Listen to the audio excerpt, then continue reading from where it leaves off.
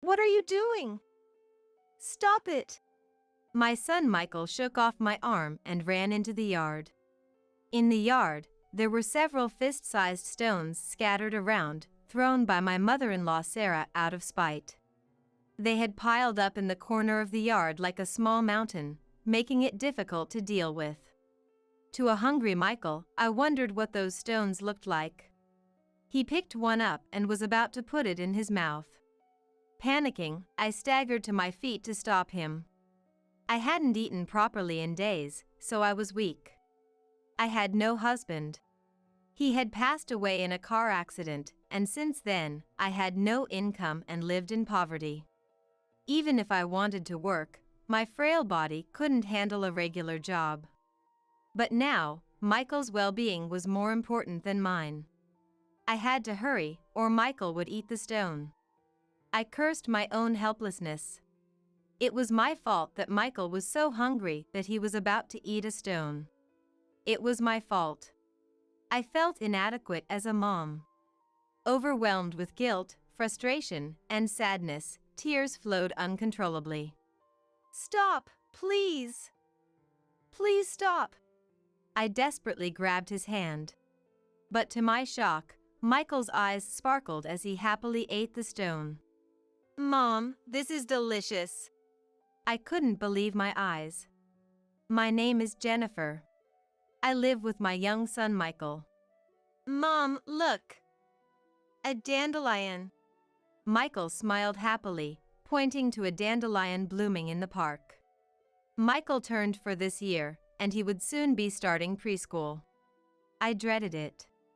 There were fees for enrollment, supplies needed for preschool, and other various expenses, but I had no income. Normally, people would work, but my weak body made it difficult for me to do so. Besides, there was no one to watch Michael while I worked. As I watched Michael play on the park slide, I wondered what I should do. My husband Joseph had died in a car accident last year. I remember it clearly, just like today, with the sun shining down. We were out shopping as a family, with Michael in a stroller. After finishing our shopping, we walked a bit and reached a crosswalk. The light turned green, and as we were crossing, a car came speeding towards us. Get out of the way! He pushed me and the stroller with Michael out of the way. The car screeched to a halt, and the scene quickly became chaotic. Someone called an ambulance, and Joseph, who was unconscious, was rushed away with sirens blaring.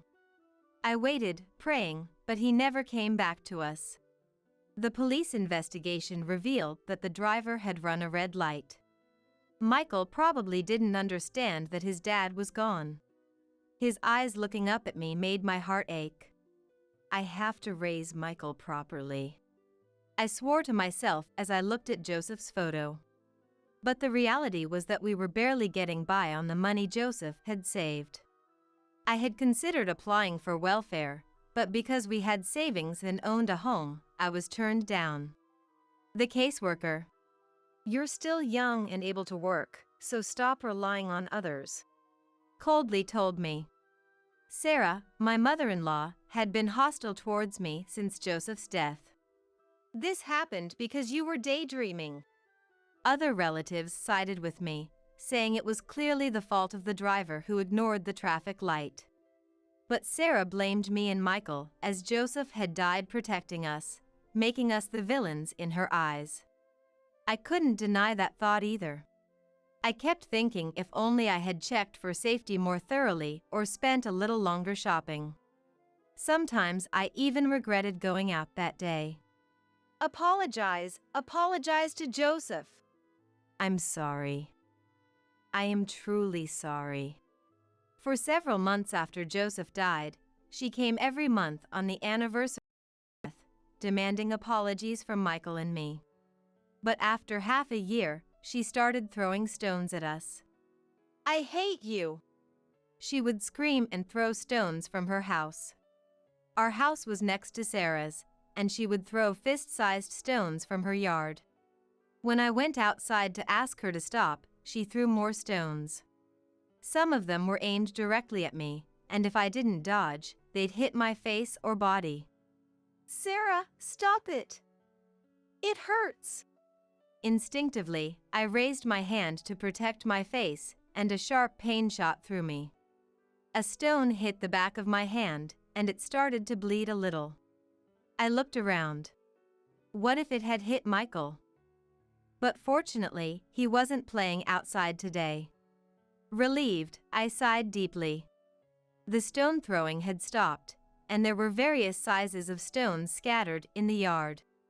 Michael and I picked them up one by one and piled them where they wouldn't be in the way. Before we knew it, the pile of stones was as tall as Michael. "This is a problem," I muttered while looking at the pile of stones. These days, I was down to 2 meals a day to save money, trying to ignore my growling stomach. I had to find a way out of this poverty. If I could get even a small income, I could save some money. Checking the dwindling balance of my bank account, I hoped it would ease my anxiety a bit. Another problem was Sarah. For some reason, she kept throwing stones at us. Always near the end of the month. Obviously, she hated us, but it was excessive.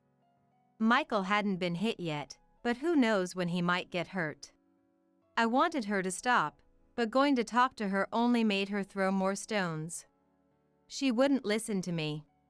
Going out to face her was like becoming a target on purpose. If only there was someone to mediate. One day, while I was thinking about this, Michael said, "Hey, what about Thomas?" "Thomas? Who's that?" "Thomas, we found an elephant by the river together," Michael said, but I had no idea what he was talking about. I thought it must be an imaginary friend. Children's imagination is so endearing, I thought, and I ignored it. But a few days later, I remembered Joseph's friend, Thomas. A few months before Joseph died, we had gone to the zoo together. Thomas loved children and had given Michael a piggyback ride while they chatted in the elephant area. There was a small water area for the elephants to drink from, and Michael had called it a river. Michael's words, not knowing the difference between a river and a water trough, had made us all laugh. "That's it, maybe I should consult Thomas." I felt hesitant to ask, but I had no one else to turn to. Summoning my courage, I sent him a text. A few weeks later, Michael, Thomas, and I met at a restaurant. It was the first time I had seen Thomas since Joseph's funeral. I was surprised. "I never expected to hear from you, Jennifer." He was dressed in white pants and a black shirt, smiling as he spoke. The last time we met, his hair was straight, but today it was permed. "Thank you for taking the time to meet me." "No problem." "Michael, order whatever you like." "Really? Then I'll have this, and this." He opened the menu on the table and pointed at various items without much thought. Thomas chuckled. "How about this one?" and suggested. He pointed to a large parfait with brownies, chocolate ice cream, whipped cream, and lots of chocolate syrup, which made Michael's eyes light up. "Oh, I want this." "Wait, Michael, stop it." I hurriedly tried to stop him, but Thomas had already placed the order. "It's okay, I'll pay for it." I felt overwhelmed with embarrassment and wished I could disappear. As we chatted about recent events, the chocolate parfait was brought to Michael. After receiving it, Thomas looked at me and said, "So, you have something you want to discuss?" His slightly guarded posture made me feel a bit uneasy, but I started talking about Sarah. Meanwhile, Michael was eating the parfait, getting chocolate all around his mouth. When I finished, Thomas looked thoughtful. "I see, that is indeed puzzling.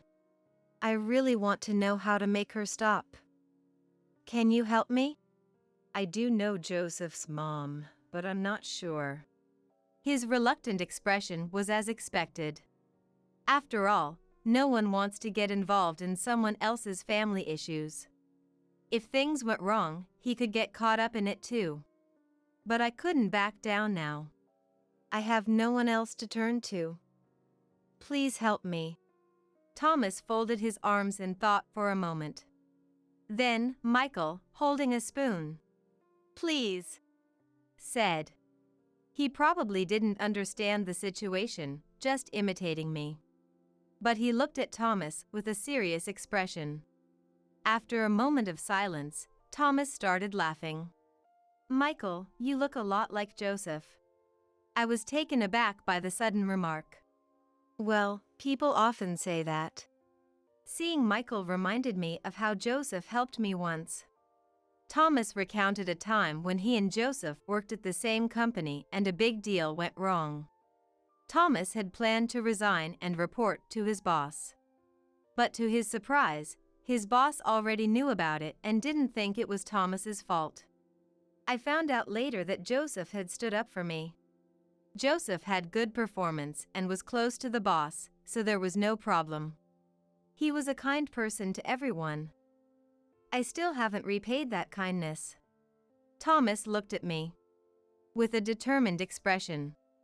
Jennifer, to repay Michael, I will help you. Oh, thank you. Thank you.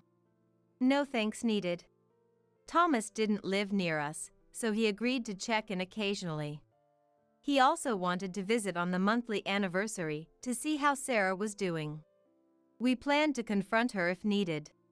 Since then, I occasionally saw Thomas walking around our neighborhood. For some reason, he wore a black hat and sunglasses, looking a bit suspicious. I thought it might be better to stop, but since he seemed so serious, I left it unsaid. A week had passed since Thomas started investigating, but there was no progress. On the contrary, Thomas said Sarah didn't even seem to notice his presence. Sarah always left early in the morning, returned briefly during the day, and then went out again. She came home at 9 p.m., and the lights went out shortly after. I'll keep watching for a while longer. Wearing his usual black hat, he seemed enthusiastic. However, after a few weeks, there was no contact from him. What's happened to Thomas? During that time, I looked for jobs with daycare or browsed brochures for vocational training. But none of them seemed doable for me, and I could only sigh. I managed to scrape by selling baby clothes, miscellaneous items, and picture books on local buy and sell groups. Even so, my bank account balance kept decreasing and life got tougher. Eventually, I reduced myself to 1 meal a day, and Michael to 2. Even those meals were quite small, so Michael always asked for snacks. Mom, can I have some candy? I'm sorry, we don't have any candy. I always apologized, as we couldn't afford to buy any. We went to the park to distract ourselves from hunger. But without proper meals, we quickly grew tired and had to return home. We started going out less and less. I'm hungry, Mom. In the dimly lit room in the evening, Michael murmured. He had already eaten lunch, so there was nothing left for dinner. With no money, I couldn't go grocery shopping either. I'm sorry. I'm so sorry. I hugged Michael tightly. All I could do was apologize. At that moment, Michael broke free from my arms and ran into the yard. No! I'm hungry! For some reason, he picked up a stone and put it in his mouth. What are you doing? Stop it! I hurried to stop him, feeling dizzy from lack of food. Having not eaten properly for days, I had no strength, but I had to act quickly to prevent Michael from eating the stone. I cursed my own helplessness. I had let Michael get so hungry that he was trying to eat a stone. It was my fault. I was failing as a mom. Overwhelmed with guilt, regret, and sadness, I couldn't stop crying. Please, stop it, Michael.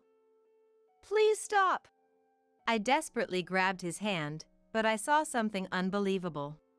Michael was eating the stone as if it were delicious. Mom, this is chocolate. It's really good. Looking closer, all the stones were actually made of chocolate, crafted to look like real stones. I picked up one and took a bite. It was indeed chocolate. I checked the pile of stones in the corner of the yard and found they were all chocolate. This is unbelievable. It's like something out of a fairy tale, having a yard full of edible stones. Michael kept reaching for more, getting chocolate all over his mouth. I went back inside to get a basket. No matter what, I couldn't let the neighbors see us eating stones in the yard. Michael and I filled the basket with chocolate stones and decided to eat inside. Still, what on earth is going on? It was hard to believe Sarah had been throwing chocolate. Could there be poison in them? I wondered with a sinking feeling. But so far, both Michael and I felt fine. While thinking, my mobile phone suddenly rang. It was Thomas. I quickly grabbed my mobile phone and answered. Hello, Thomas. It's terrible. The stone is chocolate, and Michael is eating it, and then... I ended up speaking rapidly, but Thomas remained calm. Calm down. I understand the situation. What do you mean? Let me explain step by step. Sarah, actually. When I listened to Thomas's story in detail, it was as follows. Sarah was working 2 part-time jobs every day, from early morning until late at night. She would finish her morning job and come home around noon. Then, after having lunch and changing clothes, she would work at a call center in the afternoon, returning home at 9 p.m. She has been living this way for a year now. I was surprised that Sarah was as tough as Joseph. Being able to handle 2 jobs without breaking down means she is blessed with good health. But why is Sarah working part-time jobs? I asked her that too. You talked to her directly? No, actually, she noticed me while I was tailing her. Although I couldn't see his face over the phone, I could tell from his voice that he was giving a wry smile. If a man in a black hat and sunglasses was following me, I would think he was suspicious too. It wasn't surprising that she noticed, so I wasn't that shocked. Sarah apparently caught Thomas, who was following her to her workplace, by waiting for him instead. I was amazed by her guts, but even more so by the fact that she questioned Thomas further. Thomas managed to evade Sarah's questions while gathering recent information from her. I decided to talk to Sarah at a cafe near her workplace. After entering the cafe, he began. Why are you working 2 jobs? It doesn't look like you're struggling financially. At that time, Sarah was dressed nicely, wearing makeup, and her hair was well groomed. Sarah replied in a murmured voice. It's not for myself. I can manage my own life. Then why? Sarah hesitated to answer that question. After a while, she said reluctantly, It's for Jennifer. She can't work because of her health, so I'm working instead of her. Apparently, Sarah has been working and even opened a bank account to save money for us. Thomas was surprised by her answer. What, for a year? Does Jennifer know about this? Probably not. But Michael will need more money from now on, right? I just want to help a little. It was hard to believe that she would say such a thing. However, the story still didn't connect. Throwing stone-like chocolates seemed unrelated to her motive. I urged him to continue. Thomas, thinking the same, asked her hesitantly. But, according to Jennifer, you have been throwing stones into the house. When he said that, Sarah looked sad. She apologized and said, I feel bad for her. But it can't be helped. What do you mean? It's sadness. I don't know where to direct the sadness of losing Joseph. So, are you treating Jennifer coldly and throwing stones to distract from your sadness? Sarah replied. Yes. His words. According to Thomas, it seemed she hadn't accepted Joseph's death. Indeed, as a mom, the grief of losing a beloved son is unimaginable. I can't help but feel my heart break at the thought of Michael passing away before me. Joseph chose her, so how could I not love the woman he loved? However, she couldn't let go of the belief that it wasn't the driver who took Joseph's life, but her. I'm stubborn about strange things. So, the main reason for throwing stones at them was hate, wasn't it? Hate? Of course, that's part of it. But I didn't throw stones. Those were just chocolates, she said coldly. Since Joseph passed away, Sarah noticed that Michael and I were visibly losing weight. So, Sarah bought chocolates that looked like stones and kept throwing them at us. The reason she did it towards the end of the month was simply because payday was near. I feel both hate and love for Jennifer and Michael. It's complicated. In the end, Sarah muttered sadly. That day, I left the shop after that. That's all I heard. I see. Thank you very much. I was still filled with disbelief. Sarah seemed to show hatred towards Michael and me, but deep down, she couldn't hate us completely. There's a word for this, love-hate. It might be that hating and loving are two sides of the same coin. Ironically, those feelings manifested in throwing chocolates at us. I looked at Michael, who was eating chocolate right next to me. The basket that had been full was now half empty. It became clear that Sarah hated and resented us, but at the same time, she gave us chocolates out of goodwill. However, I was confused about whether it was right to continue such a complicated relationship. Couldn't we somehow repair this relationship? It's not really my place to say this. Thomas took a breath and said, How about we arrange a meeting for Jennifer and Sarah to reconcile? I was genuinely surprised and felt apologetic. No, really. This is our problem. But it hasn't worked out so far, has it? Maybe it will change if someone mediates. But we're already involved. Leave it to me. Thanks to Thomas, Sarah and I met a few days later. The place was our usual restaurant. At first, there was an awkward atmosphere, and neither Sarah nor I could make eye contact. Thomas told me everything. When I said that, Sarah seemed to understand everything in that one sentence. I see. And replied without looking at me. Joseph isn't coming back. I understand that you're sad. Do you? But wouldn't Joseph be sad if we were still at odds? Sarah was surprised by my words. Until then, she hadn't made eye contact, but now she was looking straight at me. Sarah, let's end this complicated relationship. I looked back firmly, appealing to her. Neither of us said anything for a while, but finally, Sarah relaxed and said, Yes, I was thinking the same thing. Sarah bowed deeply and apologized for everything that had happened. I'm sorry for being so harsh. I won't do it again. And so, Sarah and I reconciled. Naturally, I was very happy and filled with joy. It's not just that I no longer have to worry about being pelted with stones or shouted at. There is a glimmer of hope that, while it may not be the same as before, I can rebuild my relationship with Sarah. Today marks about half a year since then. My relationship with Sarah has significantly improved. Of course, there are no more piles of chocolate in the yard.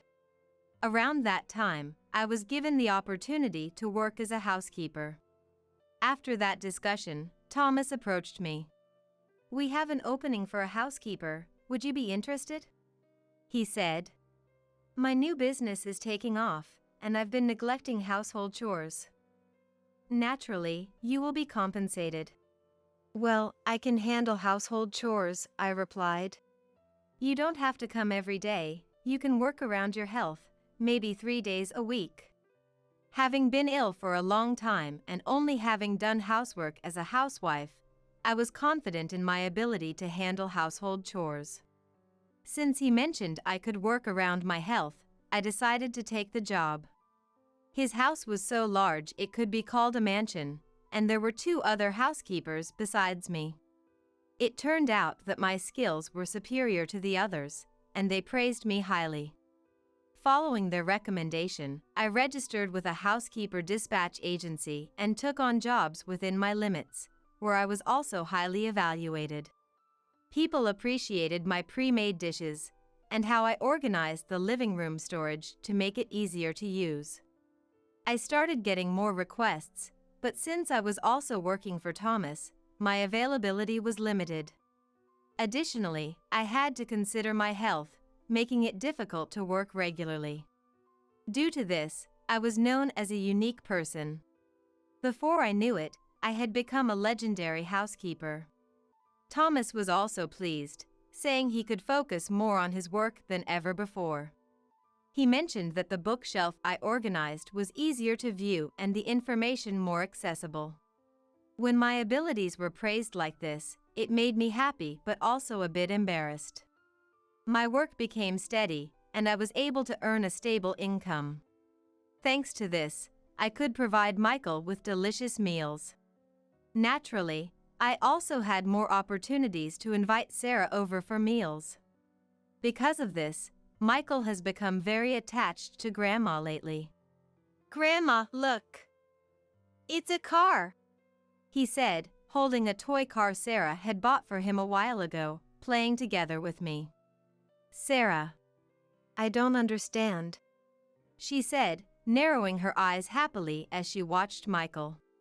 I wonder if Joseph is watching us from heaven. I believe that he is surely watching this happy scene with a smile. I heard about it. Isn't it great? I heard you bought a new house. We want to live together too. From what I heard, it's a detached house with a vegetable garden and yard. My son, Tanner, and his family showed up out of nowhere, saying they had caught wind of the situation. You know, it's customary for parents to live with their oldest son, Tanner declared matter-of-factly. His wife Maria chimed in. We're moving here as well. If you refuse, don't expect us to take care of you when you're old, Tanner threatened, completely disregarding our feelings on the matter before leaving abruptly. The plan worked out perfectly, didn't it? My daughter, Michelle, laughed, but with a hint of sadness in her eyes.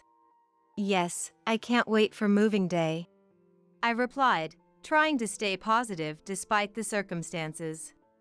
On the day of the move, after the initial flurry of activity had settled, I turned on my phone to find numerous missed calls from Tanner.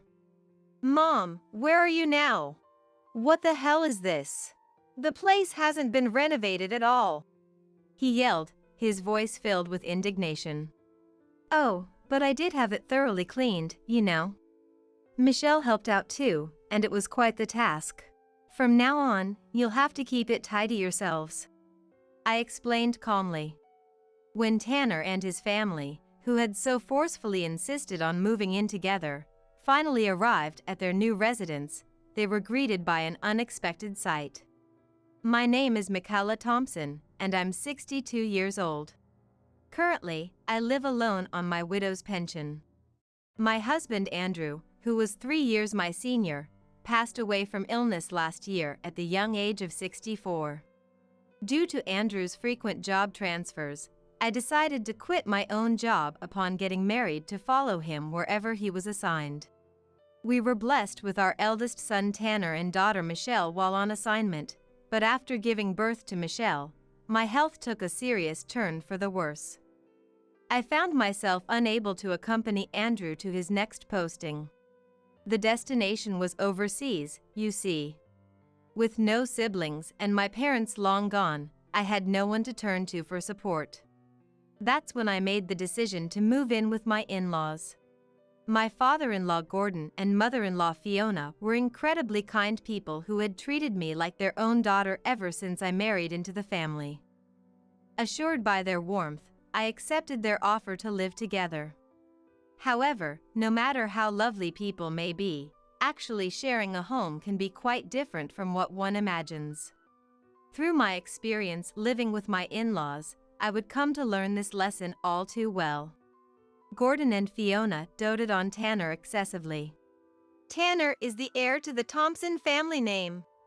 Perhaps it was because his grandparents showered him with such praise, but his arrogant behavior gradually became more and more noticeable.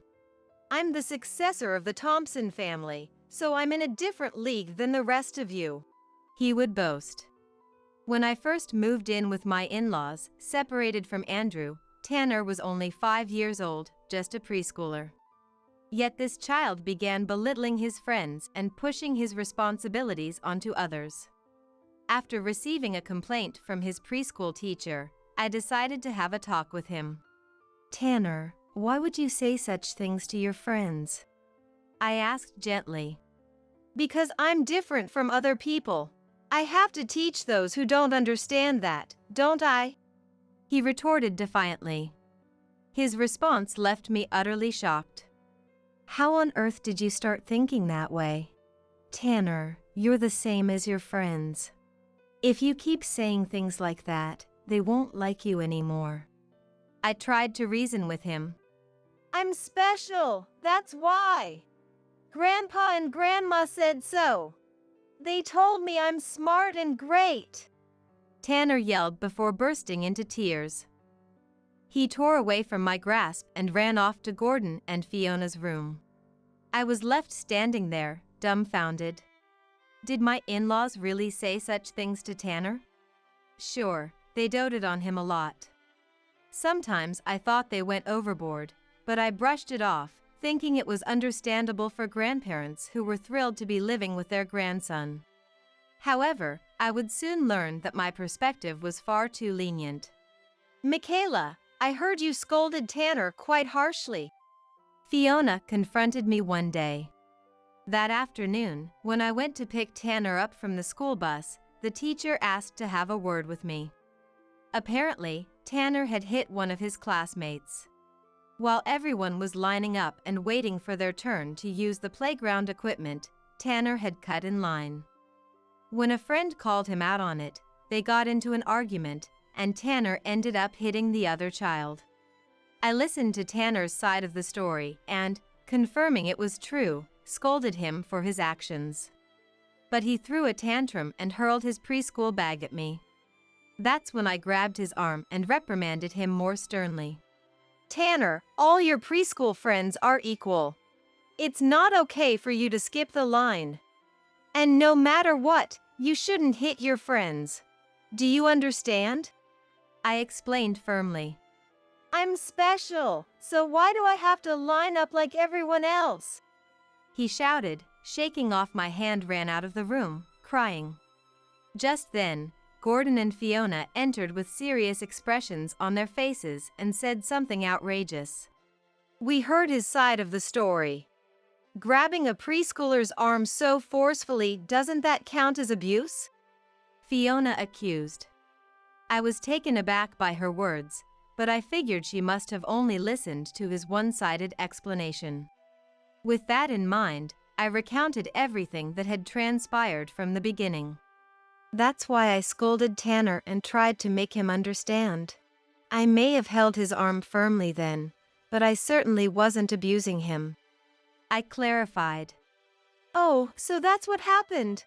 But maybe there's a part of it that couldn't be helped. Fiona backpedaled slightly. Yeah, it's understandable.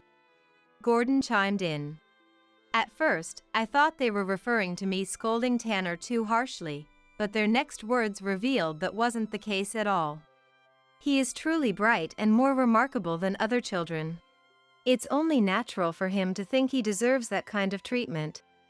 Fiona reasoned. Agreed. If anything, he should be given special privileges to that extent. Gordon added. My in-laws were actually condoning his attitude towards the other children. Realizing this sent a shiver of fear down my spine. I'm sorry, but I don't think that's good for him, I said, trying to keep my voice steady. If I didn't have a proper talk with them now, things could get out of hand in the future. I want him to have a little more empathy for others, I explained. But he is such a smart boy, isn't he? Fiona countered. That's right. He's only in preschool, but he can already read and do math. Gordon added. It was true.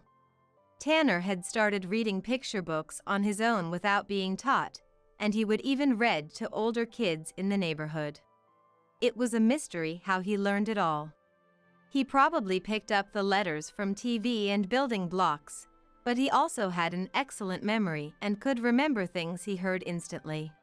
That child is a genius, Fiona gushed. Indeed. As his parents, it's our duty to give him a special education from now on. Gordon agreed. They beamed with pride at his brilliance. I wrote a detailed letter to Andrew about the current situation. I wasn't confident I could explain it well enough with just our usual phone calls and messages, and writing calmly helped me sort out my own feelings. He replied with an apology and asked me to endure it somehow until he could come home for a visit. In response to his words, I patiently tried to reason with Tanner and convey to my in-laws what I wanted them to stop doing. But the more I spoke up, the more displeased they seemed. Michaela is too hard on Tanner, Fiona complained. That boy is truly exceptional.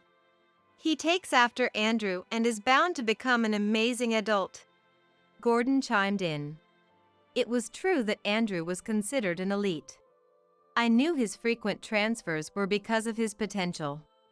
I had heard that in his company, it was common for overseas branch managers to be on the executive track at headquarters. And my in-laws started making more snide remarks to me about that too. If only Michaela could have kept up with him. Of all things, to have her health fail after giving birth. Fiona sighed. Indeed. If she hadn't had Michelle, he would be attending school abroad by now. Gordon added. They were even implying that Michelle's birth was a mistake. I could handle them saying things about me. I could ignore most of it and argue back if necessary. But I couldn't stand them talking about her, who had only just been born, in that way. Both Michelle and Tanner are my precious children. And it was Andrew who decided to go alone, so please don't say such things to the kids. I retorted, my voice a little sharper than intended. My in-laws seemed to take offense at my tone, and their attitudes became even more blatant. Tanner, why don't you come eat something delicious with Grandma? It looks like Mom can't play with you because she has to take care of Michelle. Fiona cooed. Mom's health got bad when she had Michelle. She can't give you all her attention like she did when it was just you, Tanner. Gordon added. They kept filling his head with these ideas and continued to spoil him with special treatment. With my in-laws constantly praising him and speaking ill of Michelle and me, Tanner's gaze grew colder towards me. I repeatedly asked my in-laws to stop and told them that I cared about Tanner just as much as Michelle, but he had already stopped accepting those words. Mom only needs Michelle, right? I'm the heir to the Thompson family and an important person, so why don't you cherish me more? He demanded. Influenced by his grandparents, Tanner had become thoroughly convinced that he was the Thompson family heir. But even as an heir, the Thompson family wasn't all that distinguished. Gordon was the third son to begin with 2 older brothers. The family's assets consisted of a house, some land, and a gravesite. Even the eldest son was an ordinary office worker, not the type to put pressure on the main family. I heard that while the eldest and second sons had graduated from university, Gordon had failed his entrance exams. His parents told him they couldn't afford to let him be a Ronin, so he got a job right out of high school. I sensed that he had a bit of an inferiority complex towards his brothers because of this. So, when the brilliant Andrew graduated from a top university and landed a job at a top-tier company, it seemed like Gordon had finally gotten his revenge on his brothers. I had heard stories like that. I had also graduated from a university considered prestigious, so I suppose that's why they had treated me well up until now. But now, I had become an enemy in the eyes of my in-laws and Tanner. I wanted to take Tanner and Michelle and leave if possible, but my recovery was slow, and I wasn't even in a state where I could freely take care of myself. With no other choice, I tried to avoid causing disputes as much as possible and simply prayed for my health to improve while waiting for Andrew to return. About a year later, Andrew finally came home for a short visit. It was for various procedures and health checkups. Andrew wasn't on vacation, so he had a lot to take care of. But in between his trips to the company, he came to understand the current situation well. Andrew's overseas assignment would continue for at least another 3 years. Fortunately, my health had stabilized over the year, and he proposed that we go as a family this time. It seemed that even in Andrew's eyes, my in-laws' words and actions towards Tanner were problematic. At first, both my in-laws and Tanner were against it, but he spoke to them about the importance of being exposed to foreign environments from a young age. And so, our family safely left my in-laws and set off overseas. The overseas posting lasted for 5 years, during which time Tanner seemed to have calmed down completely, and the overbearing behavior he had displayed at his grandparents' house was no longer seen. I think it was a good experience for us. When we returned to the States, Tanner was in 6th grade and Michelle in 1st grade. However, after our return, a situation arose where we had to live with my in-laws again. My in-laws' house was a rental, but the landlord demanded they vacate, forcing them to move out.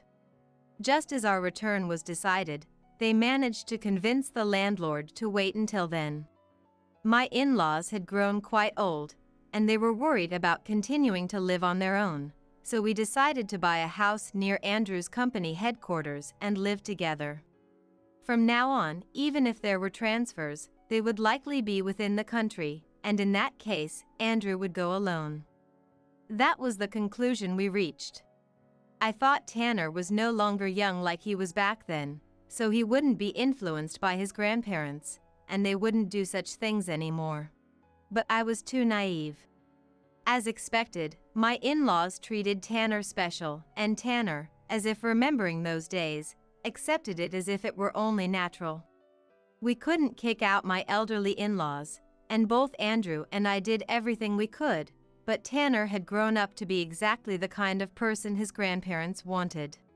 My in-laws passed away in quick succession before the children became adults, but the negative legacy they left behind was significant.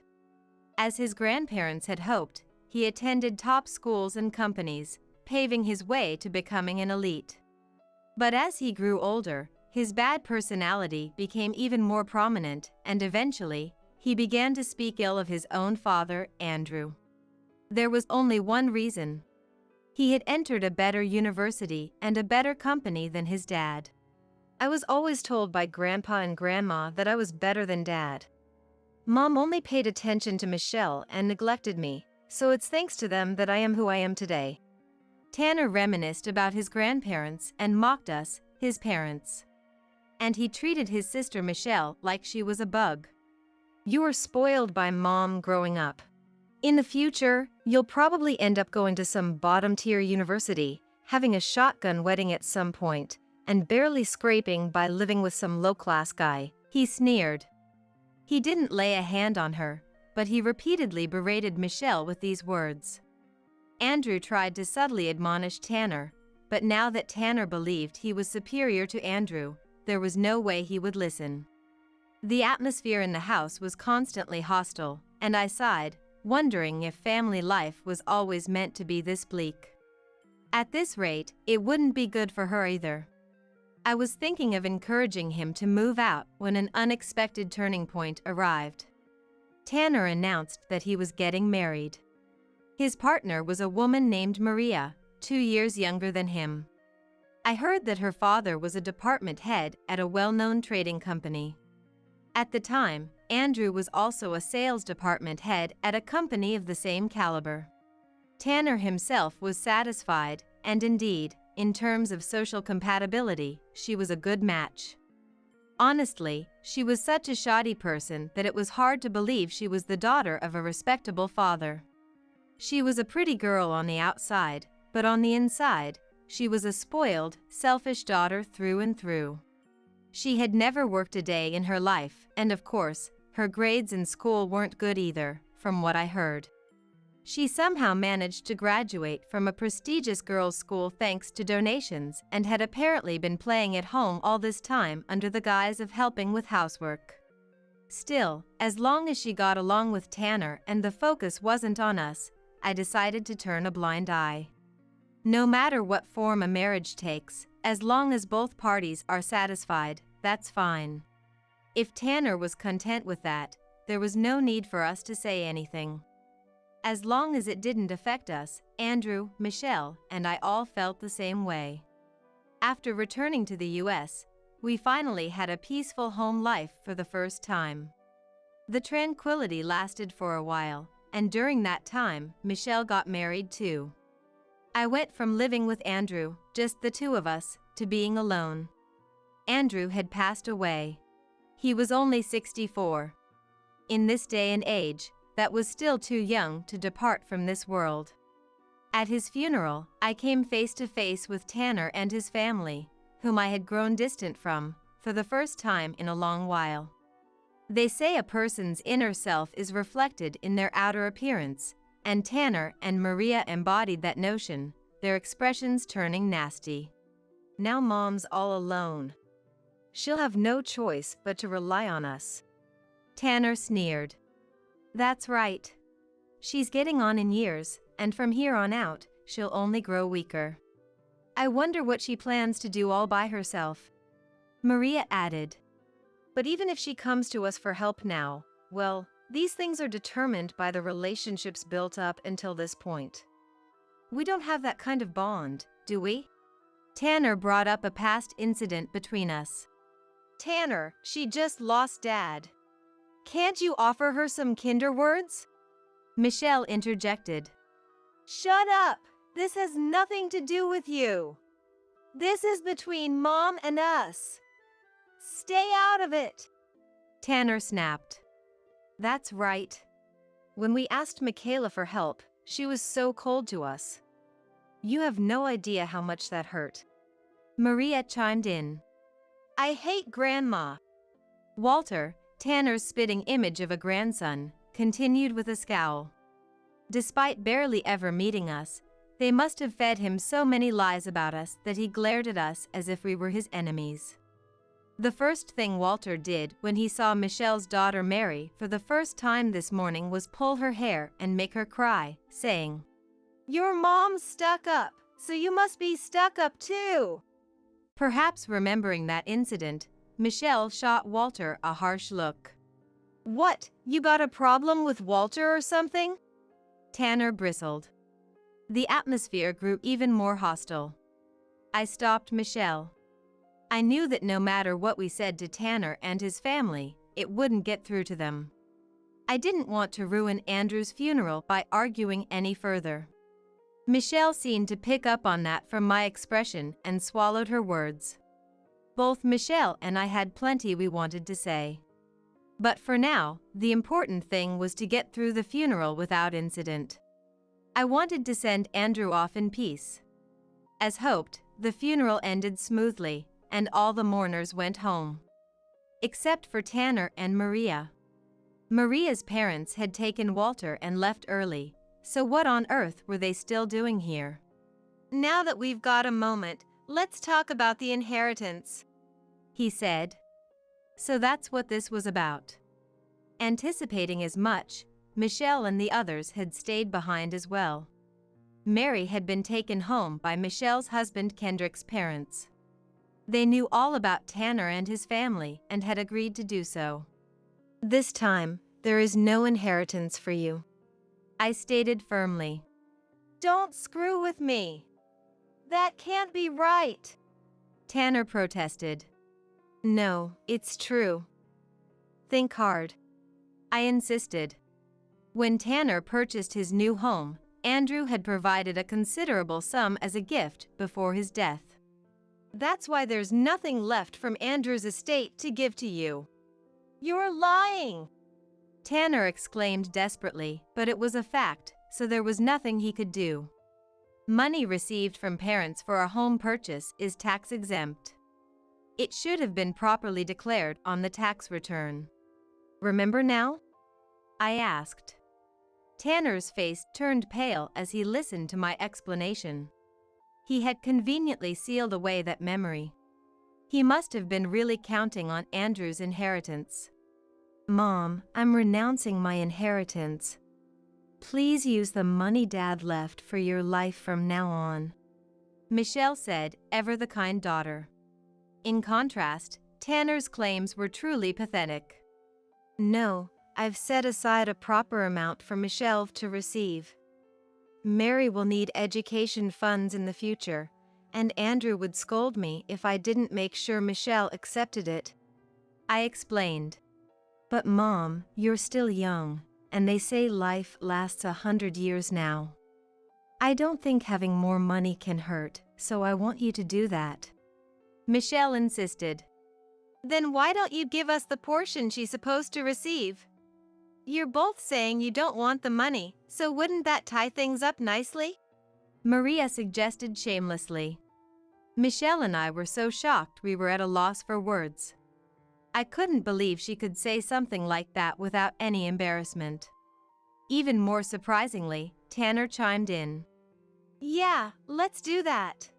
Come on, it's fine, right, Mom? Get out! How many times do I have to tell you, there's nothing for you? Leave before you make me any angrier, I shouted. Perhaps startled by my intensity, Tanner and Maria finally showed signs of retreating, but not before Tanner left me with these parting words. Well, I'll give up on Dad's inheritance. Well, only Dad's, that is. What's that supposed to mean? I demanded. Shut up, it's got nothing to do with you. See you later, he said dismissively. I was sure he was now after the inheritance I would leave behind. I needed to take action while I was still healthy and able. As I was contemplating my next move, an unexpected opportunity arose. Apparently, there were plans to redevelop the area where I currently lived. Ultimately, they wanted to build a large apartment complex, so a salesman from a major construction company came to talk to me about selling the house. The current house was a pre-owned home I had bought when I returned from overseas to live with my in-laws. It held memories of Andrew, but also many unpleasant ones. In this house, influenced by my in-laws' words, Tanner had become the person he was today. Of course, it wasn't entirely my in-laws' fault. I couldn't do anything about it either, so in a sense, I was just as guilty. Remembering that filled me with a complex, indescribable feeling. Why don't you sell it and move to a place where you can live more comfortably, Mom? Michelle suggested, giving me the push I needed. I decided to sell the house and simultaneously began to put a certain plan into motion. I heard the news. Isn't that great? I hear you've already bought a new house. We want to live with you too. From what I've heard, it's a single-family home with a vegetable garden and a yard. Somehow, Tanner and his family had caught wind of it and came to me with those words. I thought I told you before, there's nothing for Tanner. I reminded them. That was Dad's inheritance, right? The money from selling the house is your asset, Mom. In other words, it's your future inheritance. I should have a right to that, shouldn't I? Tanner said with a nasty grin. Mom's inheritance? Tanner, are you that eager for her to be gone? Michelle asked, outraged. Hey, don't get the wrong idea. I said future, didn't I? I don't remember saying today or tomorrow. Tanner backpedaled. That's right, Michelle. Is your hearing going bad? We came to have this talk for Michaela's sake, so she can live a long and healthy life. Maria chimed in, a beautiful yet somehow vulgar smile on her face. For her sake, so she can live a long and healthy life? What exactly are you talking about? Michelle demanded. It's simple. Maria and I will live with her, Tanner declared. What did you say? Michelle asked, her eyes wide with exaggerated surprise as she looked at Tanner and Maria.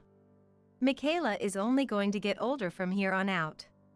It would be more reassuring for her to live with us, don't you think? Maria reasoned. Normally, an offer from one's children to live together would be appreciated. But coming from this couple, there was nothing to be happy about. I'm sorry, but I'll have to decline, I said firmly. Why? Tanner asked, incredulous. I heard you're about to be kicked out of the house you're living in now. It's the house you built with the gift from Andrew and help from Maria's father, right? How did it come to this? I asked pointedly. I must have hit the nail on the head. Tanner clicked his tongue and turned his face away, looking displeased. Shut up. What does it matter? He grumbled. That's right. We're going to be living with Michaela from now on, so we don't need to think about our current house anymore, Maria added. The couple was clearly trying to avoid discussing their current living situation. Anyway, it's decided that parents live with their oldest son, Tanner declared. We're moving here too, Maria chimed in. If you refuse, we won't take care of you for the rest of your life, Tanner threatened. Completely ignoring my opinion, Tanner and his family left with those parting words. The plan worked out perfectly, didn't it? Michelle said with a laugh, but there was a hint of sadness in her voice.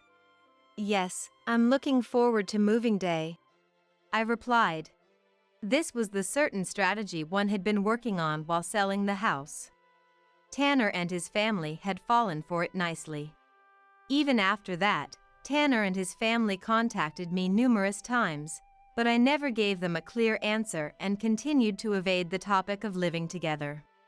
I've told you, I have no intention of living with you, I repeated. Are you sure you can say that? We'll seriously abandon you, Mom, Tanner warned.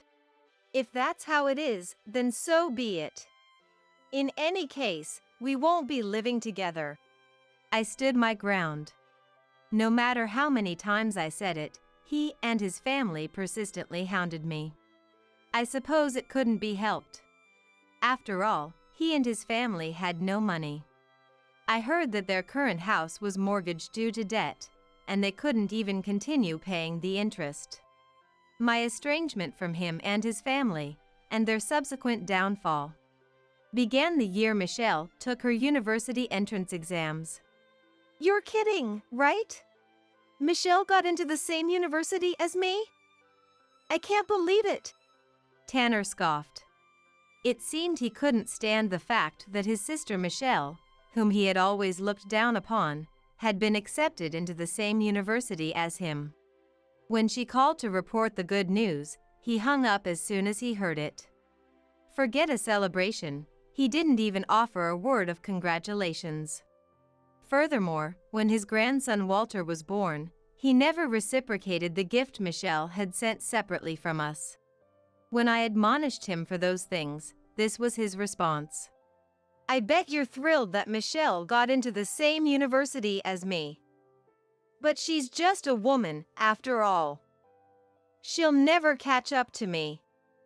You'd better remember that, because she'll learn it the hard way someday. Since then, we'd been estranged from him. Andrew and I had resigned ourselves to the situation, thinking it couldn't be helped. But then one day, out of the blue, Tanner called with this request. I want you to cover the cost of our housekeeper. Maria's dad stopped paying for it, so our house is a mess. You've never done anything for us, so you can at least do that much, right? According to Tanner, this is what happened. Maria's father's manager had fallen from power. Nothing happened to her father himself. He simply lost in the internal power struggle at the company. An opposing director became the new president, and Maria's father was relegated to a sinecure position. As a result, they no longer had the leeway to support Tanner and the others. Maria had no housekeeping skills to begin with, and the luxurious house they had built with Andrew's gift and her father's aid had always been cleaned by a housekeeper. Although Tanner was a high earner, his income wasn't enough to sustain such an extravagant lifestyle. So, he came to me seeking assistance. Tanner, didn't you see me cleaning the house all this time? Maria doesn't have a job, and she's not ill. If you don't have money, you and your wife should clean up yourselves, I told him. Maria was raised as a lady, unlike you. We can't make her do that. I didn't climb the corporate ladder just to do housework. Don't you get it? A parent should want to help their child in need, Tanner argued. If they were both working hard and still struggling to make ends meet, I would offer help. But that wasn't what Tanner was saying. They were continuing a lifestyle beyond their means and expected me to support it. I had no intention of doing so. No matter what you say, I'm not going to help you. If you don't have money, live within your means. Everything else comes after that, I stated firmly. He cursed at me over the phone for a while, but I absolutely didn't give in. When Tanner realized I wouldn't budge, he ended the call with these words. Fine, but in exchange, I'm never taking care of you in your old age. Don't come crying to me when the time comes. From then on, we were completely estranged, but it seemed they couldn't give up their lavish lifestyle and their debt only grew. Then Andrew passed away, and they came hoping to get their hands on the inheritance but were turned down. When they heard I was selling the house, I knew they would come crawling. Moving day arrived. What, is that all of your luggage? Tanner said, looking appalled. My belongings only filled one small truck. In contrast, Tanner and the others' luggage was lined up in several trucks, looking like a tour truck for some artist. In the end, he had forcefully pushed through the idea of living together. I already gave up my house for her sake, so don't tell me you won't live with us now, Tanner insisted. That's right. Tanner made this decision for Michaela's benefit, so you should show your sincerity too, Maria added. The couple had pressured me, half-threateningly, until I agreed. You don't need to worry about me. I've decided to keep only what I need and let go of everything else, I explained. That works out then. It means there's more room for our stuff, he said cheerfully as he got into his car. Michaela, hurry up. We'll leave you behind, Maria called out. I resigned myself and got into Michelle's car. It was time to depart. The two cars eventually arrived at the new house. It's older than I thought, Michelle remarked. It was an old house, over 50 years old. Well, the inside is properly renovated, right? I asked. Yes, the inside has been cleaned up nicely, Michelle replied. I see. Let's quickly move the luggage inside, Tanner said, directing the movers who had brought their belongings. Of course, he didn't even consider the truck carrying my luggage. He didn't even check if it had arrived. After seeing Tanner and the others start unloading, Kendrick quietly started the car.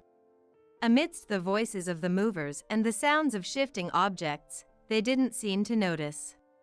We quietly left the place, heading straight for our real new home.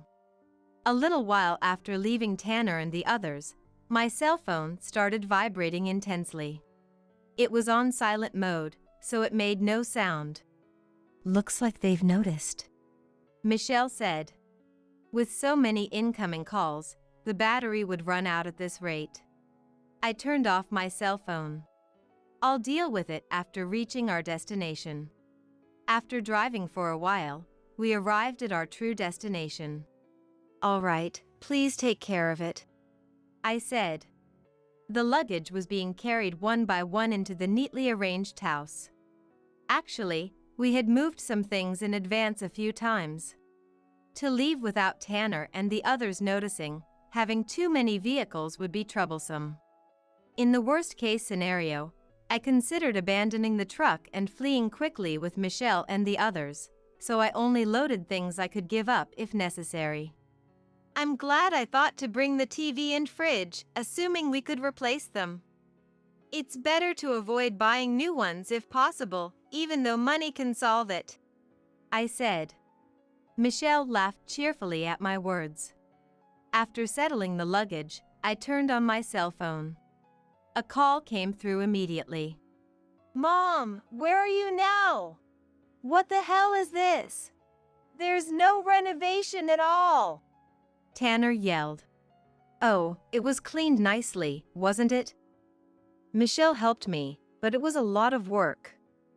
From now on, you'll have to clean it properly yourselves, I calmly replied. The place I guided Tanner and the others to was actually a fake new house. I came up with this plan to prevent them from following us to our real new home. You don't have a place to live, right? So I'm giving you that house. It's a gift from my assets while I'm still alive, I said. Huh? Don't screw with me, Tanner shouted. I'm not screwing with you. That's the last thing I can give you, so take good care of it. Oh, and make sure to file your tax returns properly, or you'll be in trouble, I stated firmly. The house is much cheaper than the amount Andrew gave Tanner for purchasing a new home. After all, it was built right after the Pacific War and is barely livable. You lost your job and have no income now, right? That land is designated as farmland, so you could grow vegetables with Maria. You shouldn't have trouble feeding yourselves, I suggested. There's no way we can do that, Tanner protested. Why not? Everything we eat is grown by someone. There's no reason you can't do it too. Tanner insisted he was an elite and looked down on those who worked up a sweat or got dirty doing farm work. A little hardship and developing a sense of gratitude would do him good. Oh, and I figured you might have trouble getting by until the harvest, so I stocked the kitchen with rice, seasonings, canned and instant foods, things like ramen. Consider it my last act as your mom. Be grateful for it. I could hear Tanner saying something, but I silently hung up the phone. I'd need to keep in touch for a while longer. Once everything was settled, I'd cancel this cell phone. For the sake of my new life. No matter how much they complained, the Thompson family had no choice but to live in that new house. They'd lost their old home, unable to pay back their debt. And Tanner had lost his job too. His arrogance and condescension towards others had earned him repeated warnings during internal audits. But he never reflected on his behavior or tried to improve his attitude. In the end, he was demoted and he quit, declaring he'd go to a company that recognized his true value. Tanner was so convinced he was special, he seemed to think companies would be lining up to hire him. Reality wasn't so kind. No company would willingly take on someone who caused those kinds of problems. Desperate, he'd apparently gone to great lengths to try to sell that house, but it was a property he'd gotten for next to nothing due to lack of buyers in the first place. No matter what he did, he couldn't find a buyer. Giving up and continuing to live there was his only remaining choice. Now, it seems he's receiving the bare minimum of assistance from Maria's father and has started growing vegetables in the fields. If they work hard, they shouldn't have trouble feeding themselves. I heard Maria, who had never worked a day in her life, is even helping with the farm work, sweating under the sun. Of course, they have to do their own housekeeping too. Apparently, she has even taken a part-time job to make ends meet. Walter, who was the spitting image of Tanner, seems to have learned from seeing his parents' transformation. I heard he transferred schools and now gets along quietly with his friends without acting arrogant. That's the one thing that puts my mind at ease. I know it was a pretty harsh judgment, and I sometimes wonder if it was really the right thing to do. But I don't want Walter to end up like Tanner. He doesn't need to become an elite. It's enough if he grows up to be a kind, ordinary person. I believe that wish will come true. I actually moved to a quiet suburb in the neighboring state. I'm living there with Michelle and her family now. She encouraged me to sell the house and offered to let me live with them. We both have jobs we can do from home, so we can move anywhere. Why don't you come live with us, out of Tanner's reach? My granddaughter Mary has allergies, and they were thinking of moving somewhere with clean air. Michelle convinced me it was perfect timing, and I gratefully accepted. Since moving here, Mary has gotten much healthier, and I'm spending my days in peace. Like I told Tanner back then, I decided to keep only what I needed and let go of everything else. The biggest thing I cut out was Tanner and his family.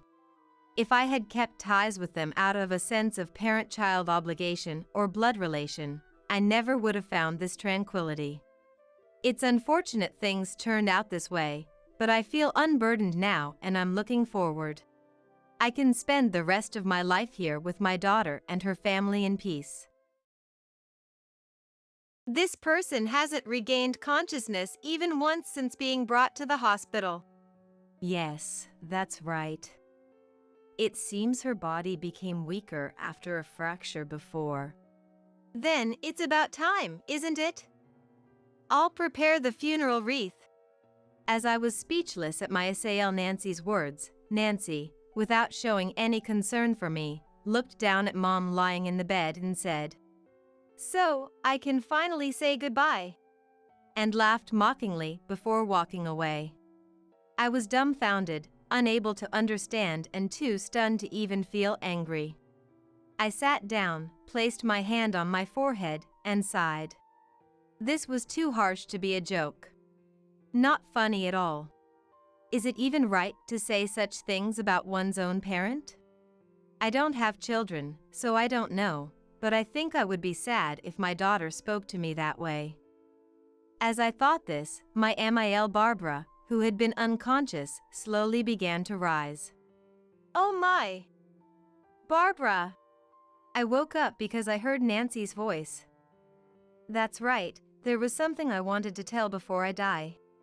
Barbara spoke to me with a clarity unexpected from someone who had been unconscious. And I will never forget the smile on her face.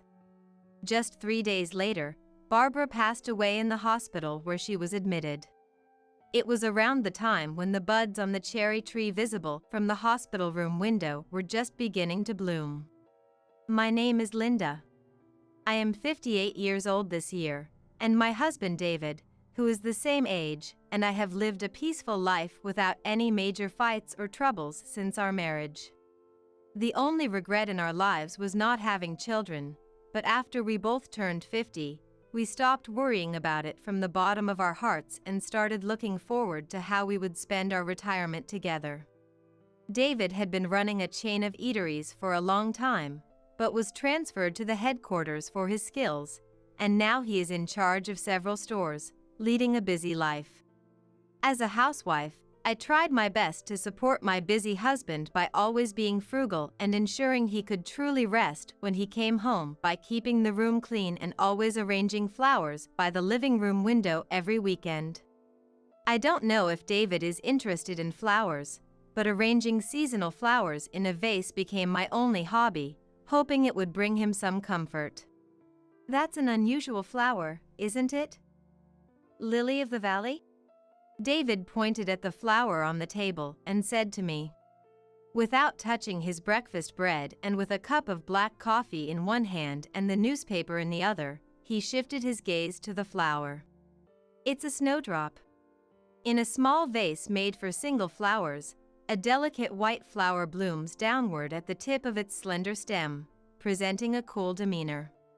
The white flower, mistaken by David for a lily of the valley, is a cute flower that tells us of the arrival of spring in our garden. They bloomed in the garden's flower bed again this year.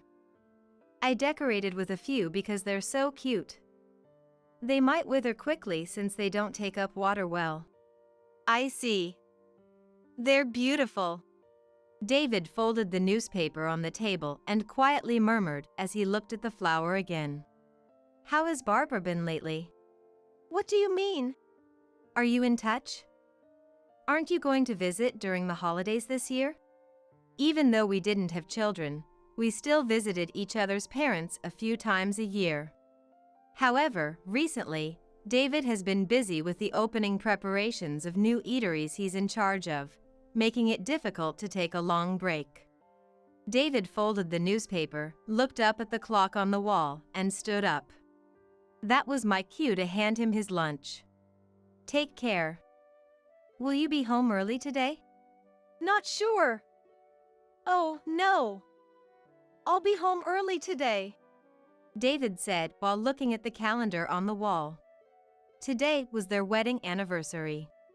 After David left the house, I started preparing to make the special meal I had planned for today.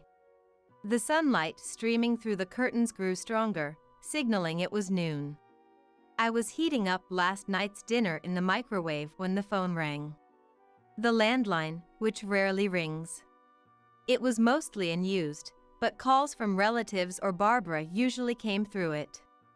So, when the landline rang, it often meant something had happened with the family, and I picked up the receiver a bit nervously.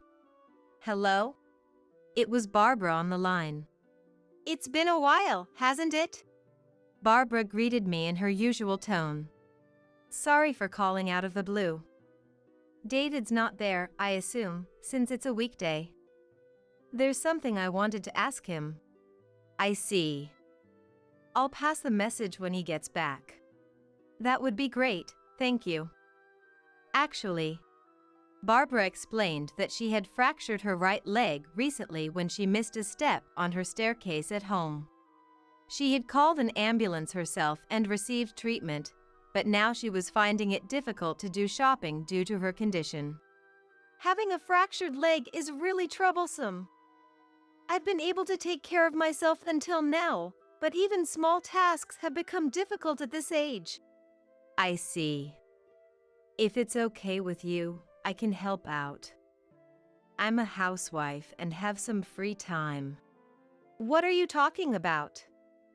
I know because I was a housewife too. It's tough being a housewife. Husbands expect more than just ordinary housework as if it's a given. Isn't David being demanding? I chuckled over the phone. David is very kind and wouldn't get upset over me cutting corners with the housework.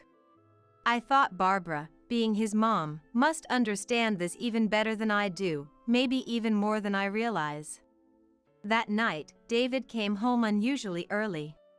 We enjoyed a delicious dinner together, sipped on slightly expensive beer, and reminisced about funny stories from when we first met. The cake David brought home was a cheesecake from my favorite shop. The shop was in the opposite direction of his workplace, and I couldn't help but smile at the thought that he went out of his way to choose my favorite shop instead of one nearby. After dinner, while doing the dishes, I told David about the call from Barbara. David came to my side while I was washing the dishes. What did you say? I wiped the washed dishes with a towel and put them back on the shelf. Barbara fractured her leg at home. She asked if you could take her to the hospital and for shopping, maybe once every 2 weeks, by car. Once every 2 weeks? She's really holding back. Actually, someone needs to take care of Mom. Life would be uncertain otherwise. I know it might be presumptuous, but when I offered to help, she refused. She told me to take good care of you instead. David laughed heartily and then immediately turned serious. With Fael gone, there had always been concerns about Barbara's living situation. David, somewhat reluctantly, took out his mobile phone and, while scratching his head, "Guess I should give her a call," muttered. "Ah, it's me, David." "Sis? Ah, right. David walked out of the living room with his mobile phone to his ear. The call was to Nancy. Nancy is a year older than David and works in PR for a company in the city center. Honestly, I don't know much about Nancy, who hardly ever shows up at family gatherings, but I was vaguely aware that Barbara spoke ill of her, so I knew their relationship wasn't good. David returned with a grim expression and sat down. She said she doesn't care about Mom. That's terrible. Well, it's not like we can do much either. Can't be helped. I know someone who arranges home helpers. I'll talk to them sometime. David acted swiftly, and by the following week, a home helper started visiting Barbara's house. Initially, Barbara complained, but she eventually accepted the fact that she couldn't manage everything on her own and expressed her gratitude for David's kindness. Years passed by in the blink of an eye. As usual, I opened the curtains to let in the morning sunlight. The snowdrops that used to bloom in our garden around this time every year were absent. While the green stems of these bulbous plants were growing, they hadn't blossomed into their characteristic white flowers. It happens, I thought, slightly disappointed, as I yawned. The landline rang. Caught off guard by the phone ringing mid-yawn, I ended up coughing. As I picked up the receiver, my heart rate sped up when the caller identified themselves as the reception at the university hospital. I'll be right there. Without asking for details, I quickly got ready and jumped into the car. I had heard that Barbara's health had been deteriorating. Frantically, I grabbed my mobile phone to inform David that I was heading to Barbara's hospital. Noticing my fingers trembling on the steering wheel, I tried to calm my nerves by taking deep breaths at a red light. It's going to be okay. It has to be. For some reason, I couldn't stop thinking about the snowdrops I had seen in the flower bed earlier. Despite their lush green stems, the absence of even a single bud made them look more like weeds, unsettling me in my current state. Upon arriving at the hospital, I found David waiting. He was in his suit, apparently having been inspecting a nearby store when I called, and had rushed over. We were just told it might be tough considering her age. David looked exhausted as he shared this with me. Leaving David outside, I lightly knocked and entered Barbara's hospital room. There, Barbara lay unconscious. Her thin arm, now much leaner, peeked out from under a white blanket, and I instinctively looked away. Despite our shock, we discussed with the doctor what steps to take next, concluding that as her family, we should care for her daily. David's job didn't allow him much time, so the majority of the caregiving fell to me, but I accepted this responsibility and continued to care for Barbara diligently. I would gently change her position and wipe her back, even though she remained unconscious. Every hour, I massaged her back and diligently rubbed her swollen legs, trying to improve her circulation. One day, I had to leave the hospital to pick up some necessities for Barbara's stay from a nearby drugstore. When I returned to the room with shopping bags in hand, I found Nancy there unexpectedly. "Nancy, you came to see Barbara." I was genuinely happy that Nancy had come to visit Barbara. Despite everything, the fact that Nancy came to see her, even if it was a bit late, made me happy, thinking she must have been worried after hearing that Barbara had lost consciousness. Nancy glanced at me and then smirked unpleasantly, curling one side of her mouth. "This person hasn't regained consciousness even once since being brought to the hospital, it seems." "Yes, that's right. It seems her body has weakened since the fracture before." "Then it's about time, isn't it? I'll prepare the funeral wreath." I was speechless at Nancy's words. Without showing any concern for me, Nancy looked down at Mom lying in the bed and said, "So, I can finally say goodbye," and laughed mockingly before walking away. I was dumbfounded, unable to comprehend and too stunned to even feel angry. I sat down, placed my hand on my forehead, and sighed. This was too harsh to be a joke. Not funny at all. Is it even right to say such things about one's own parent? I don't have children, so I don't know, but I think I would be sad if my daughter spoke to me that way. As I was thinking, Barbara, who had been unconscious, slowly began to rise. Oh my! Barbara! I woke up because I heard Nancy's voice. That's right, there was something I wanted to tell before I die. Barbara spoke to me with a clarity unexpected from someone who had been unconscious. And I will never forget the smile on her face. Just 3 days later, Barbara passed away in the hospital where she was admitted. It was around the time when the buds on the cherry tree visible from the hospital room window were just beginning to bloom. The cherry blossoms will be here soon, I said to Barbara, and she smiled weakly. Take me outside, in a wheelchair or anything, she had said. I never thought she would pass away so soon. After Barbara passed away, David immediately notified the relatives as per the doctor's information. While the attending physician was filling out the death certificate for Barbara's body to be transported home, Nancy appeared out of nowhere. My expression darkened instantly, and I nudged David's shoulder. See? Just like I predicted, right? I told you it was about time. Nancy. Enough is enough. Oh dear. Because you were looking after Mom for the inheritance, you find it troublesome that someone like me shows up, don't you? I felt a rush of blood to my head, but David immediately shouted. Get out! He yelled. Nancy, seemingly taken aback by this, widened her eyes in surprise, but then smirked again and said, Let's talk after the funeral is over. About what's to come. She then left. I clenched my fists, feeling a tightness in my chest from frustration.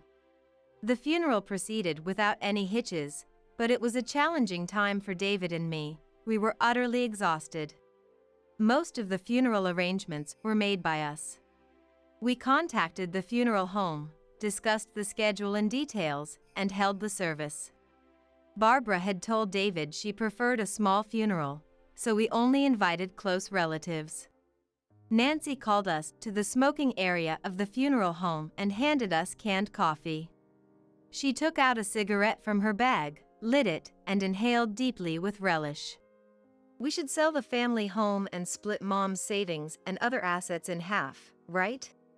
Nancy asked, pointing the lit end of her cigarette towards David's face. Since neither David nor I smoked, we stood a bit away from the smoking area, resulting in our voices being raised to converse with Nancy. We're not thinking about selling the house right now. Don't you think it's disrespectful to even discuss this so soon after the funeral? I wonder how it works in such cases. Should we assess the family home's value and then David pays me half of that? Suppressing the urge to throw the can of coffee in Nancy's face, I stepped forward, ahead of David. Nancy looked at me somewhat surprised, stubbed out her cigarette in the ashtray, and lit another one. Actually, Barbara mentioned there was a will. A will? I haven't heard about it. On that day you showed such disrespect to Barbara, who was unconscious. Barbara told me she had prepared a will while she was still in good health. And she told me what's in it. Barbara, on that day, had left a note written hastily on stationery about the general contents of her will and a memo stating that no one was allowed to contest it. She had already entrusted the actual will to a notary, so she couldn't show it, but she weakly smiled, saying she remembered the contents well that she had noted down. When Barbara handed me the envelope containing the hastily written note, her expression was serene, as if she had resolved any lingering regrets. Nancy, with a cigarette between her lips, read the contents labeled will. Her expression gradually hardened, and when her gaze shifted from the will to me, she stubbed out her cigarette and approached. As Nancy got closer, The smell of cigarette prompted me to grimace involuntarily. What do you mean by this? You're saying all of Mom's inheritance goes to you guys? Don't joke with me. I glared at Nancy with a firm stance. When Barbara handed me this will, she had held my hand, thanked me, and with a face of sorrow I had never seen before, she pleaded. Please. I couldn't erase Barbara's beseeching face from my mind. There's one will, but there's another document Barbara left behind.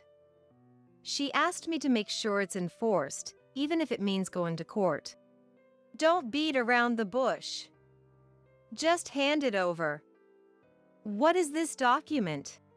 It's a promissory note. At that, Nancy slightly raised her eyebrows and placed her hand on her chin. What does that mean? She seemed to be pondering, but it was clear Nancy didn't understand the significance of the term promissory note in this context. That was understandable. To be honest, I was also surprised when I first saw this promissory note. Whether Barbara was meticulous by nature or just precise about financial matters, she had recorded in great detail the money she had lent to her daughter, Nancy. The record of debts, listed with dates, times, amounts lent, and reasons, filled about half of the notebook. Most entries hinted at Nancy's financial contributions to boyfriends she had dated when she was younger. After I briefly explained the contents of the promissory note, Nancy confronted me, her face pale. She recorded everything in such detail. Always criticizing the people I dated, always something. Linda, how much does it all come to? There's at least $80,000. However, there's no mention of the interest rate, so the statutory rate would apply. The actual amount on the promissory note was about $25,000, but I lied effortlessly. The repayment deadline had long passed, and Nancy, having some legal knowledge, would understand that this story didn't add up. Yet, I pressed on. I couldn't let Nancy take away the savings Barbara had accumulated or the family home she cherished. The original is with a lawyer, but Barbara had one suggestion before we proceed with a claim against Nancy. Nancy was clearly flustered by this unexpected turn of events. While contemplating whether to light another cigarette and idly twirling it between her fingers, I conveyed to Nancy what Barbara had told me. If she didn't contest the inheritance, we would let the matter of the debt slide. Most of Barbara's savings were used for the funeral, and selling the family home will take time. If you contest the inheritance, the debt repayment will commence immediately, which would surely complicate your life. I tried to speak as gently as possible, not wanting to provoke Nancy. David, standing beside me, looked tense, glancing back and forth between Nancy and me. Soon, a staff member from the crematorium came too. We're ready. Inform us. Watching Barbara's body being placed in the cremation chamber was a moment of profound sorrow, even for me. It must have been even more difficult for David. Yet, strangely, seeing her reduced to ashes brought a sense of peace. As we waited for the bus to take us home from the crematorium, David looked relieved, taking deep breaths of the fresh outdoor air. I stood silently by his side until Nancy approached us awkwardly and said, I'll go by the will. But please spare me the loan part. What about selling the family home? You can handle it however you like. But I can't pay back the loan. After saying that, she didn't wait for our response and returned to the smoking area. David remained silent. Watching Nancy's retreating figure, he seemed to want to say something witty but eventually just looked down, resigned. Later, it was revealed that Nancy had quit her job, hoping to inherit from Barbara. She had moved to a downtown apartment and indulged in nightclub visits and luxury shopping, leading to financial distress. It was baffling how she could make such decisions. Believing there was a significant inheritance, Barbara had indeed lent Nancy a considerable amount of money, perhaps fostering Nancy's belief in available funds. Forced to move to a standard apartment and start a part-time job, Nancy's arrogant attitude led to her quick dismissal, and she eventually had to leave that apartment too. At the family court, when Barbara's will was unsealed in the presence of witnesses, it confirmed that all her assets were left to David and me, as Barbara had stated. Though it was expected, Nancy remained silent, sighing deeply and looking defeated. Nancy is now scraping by with a live-in part-time job, but we have no sympathy for her.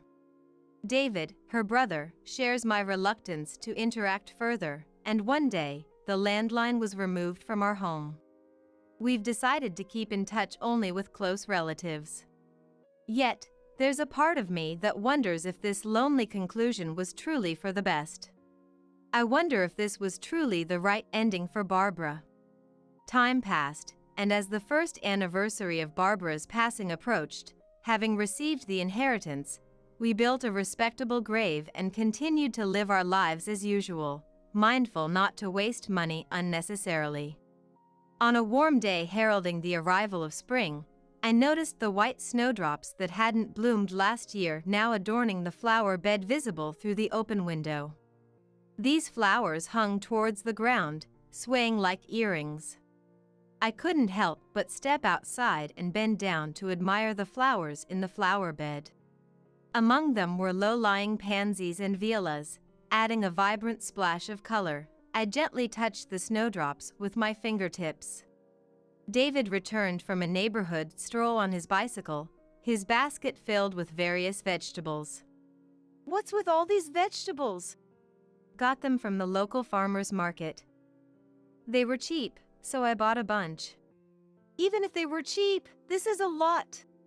Seeing the basket brimming with vegetables, I exclaimed, "Ah!" And with a slightly mischievous expression, I suggested to David, "Let's use these vegetables to make a variety of dishes that celebrate spring." "All of them? You think we can eat that much?" "Why not invite Nancy over?" David widened his eyes, his smile tinged with disbelief, as if he'd misheard me. Nancy would likely have plenty of complaints about my vegetable dishes. But even if she's not fond of them, making fried vegetables might soften their bitterness, making them palatable. Still, Nancy might refuse to eat or even decline the invitation to our home altogether. Yet, if she did come over, I'd insist on showing her the snowdrops blooming in the garden. I'd bring her to the flower bed, have her sit where I am, and even suggest visiting Barbara's grave together, though she'd surely refuse. But if she found the flowers beautiful, I believe we might come to understand each other, even if just a little. Today, we're having a Christmas party with 20 family members. Make sure you don't embarrass me. I was filled with questions at Kieran's statement. The Christmas party was supposed to be at Kieran's brother, Tommy's house. Soon after, my father-in-law Brent and mother-in-law Annie arrived. Seeing me clutching my stomach and breathing heavily, they looked furious, like they were about to face a demon. Then, Annie shouted Kieran, and stormed back into the living room. There, Brent grabbed Kieran by the collar, and the next moment, a loud noise filled the room. My name is Emma. I'm a 31-year-old housewife. I married Kieran when I was 28. We met at a cafe we both frequented. We were regulars who knew each other by face and greeted when we met. It was just that until one day, when the cafe's popular dish was down to the last one, Kieran let me have it. Kieran is a big guy with a loud voice to match. He's assertive, but he was shyly offering me the dish that day. His bashfulness contrasted with his size, which I found adorable. Looking back, I was too naive. We exchanged numbers and went on a few dates. Our first date was for steak, and on the next one, he took me, in my casual outfit, to a fancy restaurant, a bit out of place. Kieran can be inconsiderate, making decisions without consulting others. He works at a major electronics company, where he's known for being the fastest to get promoted among his peers. He's proud of his work, which often leads to him acting on his own. Love is blind, they say, and I mistook Kieran's assertiveness for masculinity, which I now deeply regret. On our third date, Kieran proposed to me. It felt too soon, but he had already booked a wedding venue. Before I could even respond, I was shocked by his initiative. Eventually, his persistence led to a whirlwind marriage just a few months after we met. My parents were surprised too, but, like me, were overwhelmed by Kieran's forcefulness. He wanted me to quit my job right after getting married, but it was all too sudden, and I couldn't leave my job. I told Kieran I'd work until I got pregnant, and he reluctantly agreed. He was the type who preferred his wife to be a housewife. The first year of our marriage passed without incident, and it was a happy one. However, Kieran still made decisions unilaterally, from buying a car to choosing our new home without consulting me. I had dreamed of seeing the aurora borealis on our honeymoon, but next thing I knew, we were eating pasta in Italy. If I ignored Kieran's selfishness, it was a happy life. But everything changed when I found out I was pregnant after a year. It felt less like tumbling down a hill and more like being on a roller coaster. As promised, I quit my job to focus on homemaking. To our surprise, I was pregnant with twins. Kieran, deeply moved, looked forward to being a dad to 2 kids at once. He was so proud that he even bragged about it at work. His phone wallpaper was the ultrasound image of the fetuses, which he showed off everywhere. I secretly found it in poor taste, but I kept quiet. The thought of twins made me more anxious than happy. Kieran, on the other hand, was over the moon and seemed indifferent to my worries. The obstetrician advised a hospital stay due to the risks of a multiple birth, which Kieran agreed to. He must have been worried about what could happen. Hospitalization was a relief for me, but it brought new worries about household matters. Kieran didn't do housework. Being the eldest of 3 brothers, he had never had to. It wasn't just that he didn't, he couldn't. The fact that his family lineage was well respected and he was a direct descendant had spoiled him. He had always had someone to take care of even his personal needs.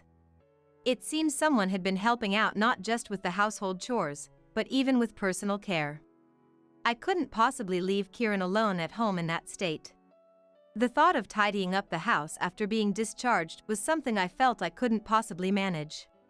So, I asked Brent and Annie for help. I requested them to either have Kieran stay at their house while I was hospitalized or to have Annie take care of our home.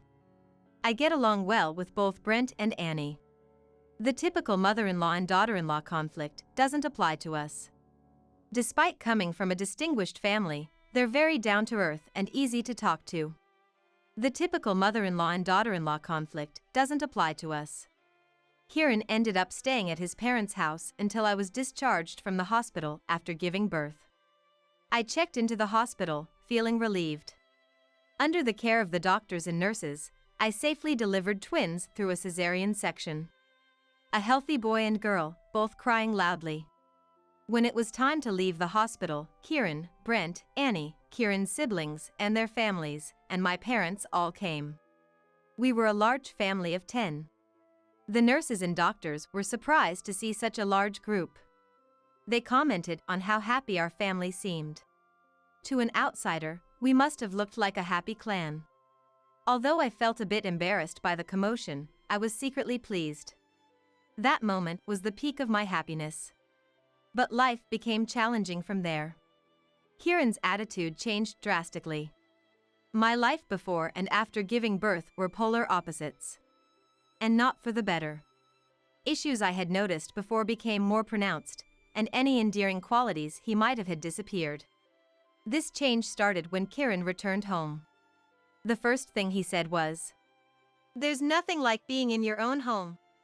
As he stretched out comfortably. I stretched myself too thin, indeed. I, too, thought my home was the best. But here I am, with twins in a baby carrier and bags in both hands. Thinking about the life ahead, there's just no way I can afford to stretch myself thin and relax. Brent, Annie, and my parents had all kindly suggested that we spend some time alone as a family. My parents live about 2 hours away by train, so they decided to stay in a hotel for the night. I suggested they stay with us to save the trouble, but they insisted on going to the hotel directly from the hospital. It was nice being at my parents' home, but Mom could be really nagging after a while. Kieran threw the baby care items we got from the maternity ward onto the floor and slumped down on the sofa. Then, astonishingly, he demanded, "I want a hot coffee." With both my hands full, and even one baby against my chest and another on my back, Kieran had the audacity to ask for coffee. And not just any coffee, but hot coffee at that. How does he expect me to set up the coffee maker and pour it into a cup in this state? And he was even complaining about his shoulders being sore, rotating them as if he was the one in need of care. I decided to ignore his request for the moment, and gently laid the twins down in their crib next to the living room. That's when I felt a dull pain in my abdomen. The cesarean section wound hadn't fully healed yet. My body stiffened from the pain, and my expression contorted. But Kieran didn't even glance my way, absorbed with his mobile phone. Raising my voice at Kieran would only risk waking the twins. And I was still too weak from the hospital stay. After putting the twins to sleep, I chose to remain silent, prioritizing their sleep and my recovery. Kieran showed no interest in either household chores or childcare. It was a stark contrast to just a short while ago when even the nurses envied our happiness. Now, all I felt was anxiety. The next day, my parents arrived early. And by the afternoon, Brent and Annie had also come to help. The four of us, along with the two sets of grandparents, began the challenging task of caring for the twins. Kieran, as expected, was of no help at all. In fact, he required more attention than the babies themselves. While dealing with Kieran on the side, I devoted myself to learning the ropes of parenting. Annie reassured me, saying that this is the time when the children teach you to be a mom. It was hard to believe that someone as supportive as Annie was Kieran's mother. My parents live farther away than my in-laws, so my mom can't visit as easily. It looks like we'll be relying more on Brent and Annie. Brent is still working, so we'll mainly depend on Annie. I'm really grateful that Annie is such a kind person. Both Brent and Annie adore the twins. Even when I'm clumsily changing diapers, they tell me not to rush and are very supportive. Amidst this, Kieran was the one who became sullen. He felt left out as we were all focused on the twins. He became more demanding than usual, asking for water, wanting to read the newspaper, or saying he was hungry. Brent tried to engage Kieran in parenting, saying, "It can be hard for dads to get involved in childcare, but it's rewarding once you try." Annie is kind, but Brent is also a good person. I wonder how someone like Kieran could come from such great parents. My dad also shared how nervous he was when he first took me out, trying to relate to Kieran. But Kieran showed no interest in these valuable lessons. All that came out of Kieran's mouth were disinterested responses like, "Oh, really?" Brent and my dad's stories were meant to ease the embarrassment and anxiety of making mistakes, a kindness towards Kieran. However, Kieran seemed uninterested even in their stories. Then, Kieran went too far. Not only did he show no interest in childcare, but his selfish behavior finally made Brent and Annie angry. While I was breastfeeding the twins, Kieran came up to me, asking if the food ready yet because he's hungry. Moreover, he insisted on having a proper meal, not just any frozen food. As I was bewildered, wondering what he expected me to do while I was in the middle of breastfeeding, Brent stepped in to offer his help. "You're not a child. If you're hungry, make something yourself." Brent's statement was completely reasonable. Yet, Kieran became visibly angry. "You're a housewife, so it's only natural you should cook. I rarely use frozen food in the meals I prepare." But to Kieran, even one frozen item meant I was cutting corners. Annie joined the argument as well. "Babies can't make and eat their own food." Brent further suggested that since Kieran could also feed the baby with formula milk, he should take a turn at feeding. Faced with unanimous criticism, Kieran made a shocking statement. "If I do the feeding, then there's nothing left for the mother to do." This comment left Brent, Annie, and my parents dumbfounded. All I could do was sigh. Afterward, Annie relentlessly lectured him, and Brent thoroughly taught him childcare tasks like changing diapers. Kieran's face during this time was sullen, clearly showing his reluctance. 2 years passed, and I became pregnant again. Kieran hadn't changed at all during these years. I was constantly busy with the twins and household chores. Without Brent and Annie's help, our family life would have fallen apart long ago. Annie helped with the housework, and Brent tried to teach Kieran about parenting. Kieran, seemingly annoyed by his parents, found excuses to leave the house often. He claimed he was busy with work trips and overtime work, but it seemed he just didn't want to be home. This pregnancy wasn't twins, but my morning sickness was worse than before. I couldn't stand the smell of bread, so pasta became a regular meal. Kieran was unhappy about this too, constantly complaining about wanting bread. Annie, frustrated by his complaints, told him to make his own meals. Surrounded by Annie and Brent, Kieran reluctantly cooked. Regardless of how it looked, I tried to eat the meal he prepared. However, due to my morning sickness, I couldn't finish it. Kieran sighed dramatically at the sight of the leftover food. I went through the trouble of making this, and this is what I get?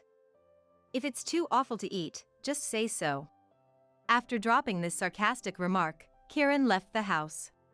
He returned an hour later. From that point on, Kieran completely stopped doing any housework or childcare. His excuse was that his efforts were a waste of goodwill. Unashamedly, on his days off, he started fishing as a hobby. On weekdays, he used work and socializing at work events as excuses to go to bars, coming home late. There were days when I didn't even see Kieran's face. I apologized multiple times about the meal issue and asked for his help around the house. Hoping he'd come home earlier on weekdays and spend some weekends at home was a modest request, I thought. I just wanted him to spend a little time with the twins. But Kieran's response was unbelievable. You've been raising the twins for 2 years. You must be used to it by now. With that, he'd leave for fishing.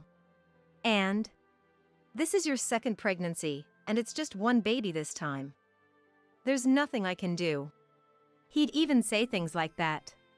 The twins, now 2 years old, haven't warmed up to Kieran at all, perhaps due to his indifferent attitude. In fact, they seem to dislike being around Kieran. They'd even start to cry if he just walked by.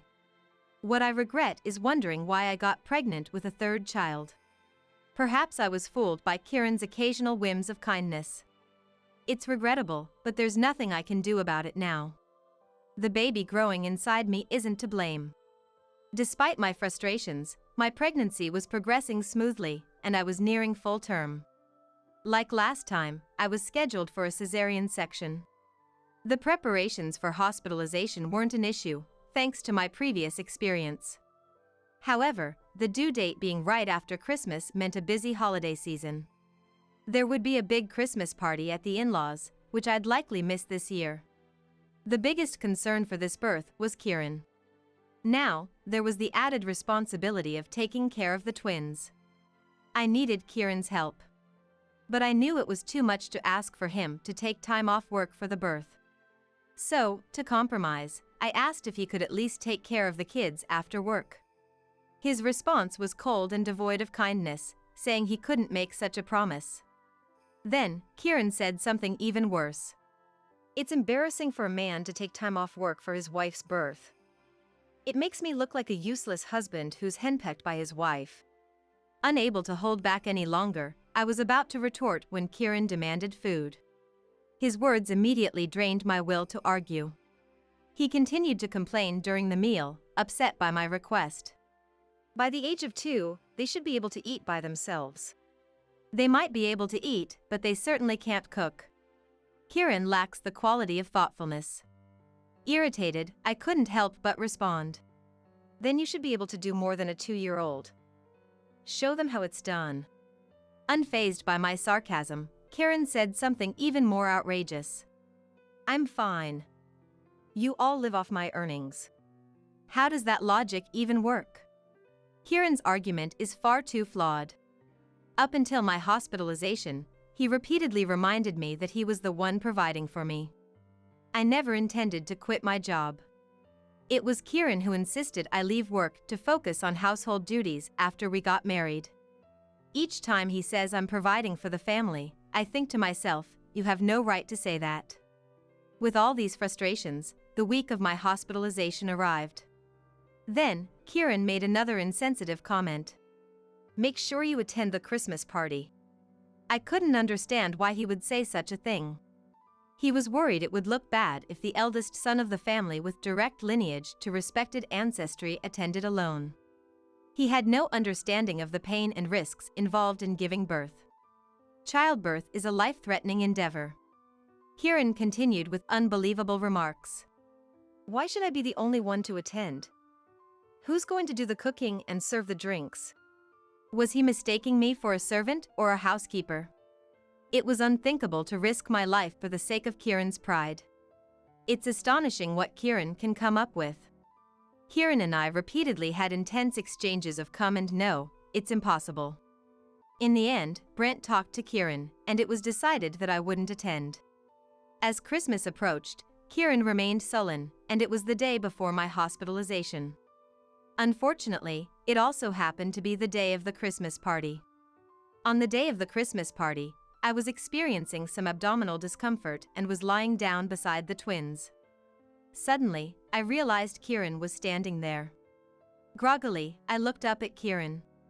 Today, we're having a Christmas party with 20 family members.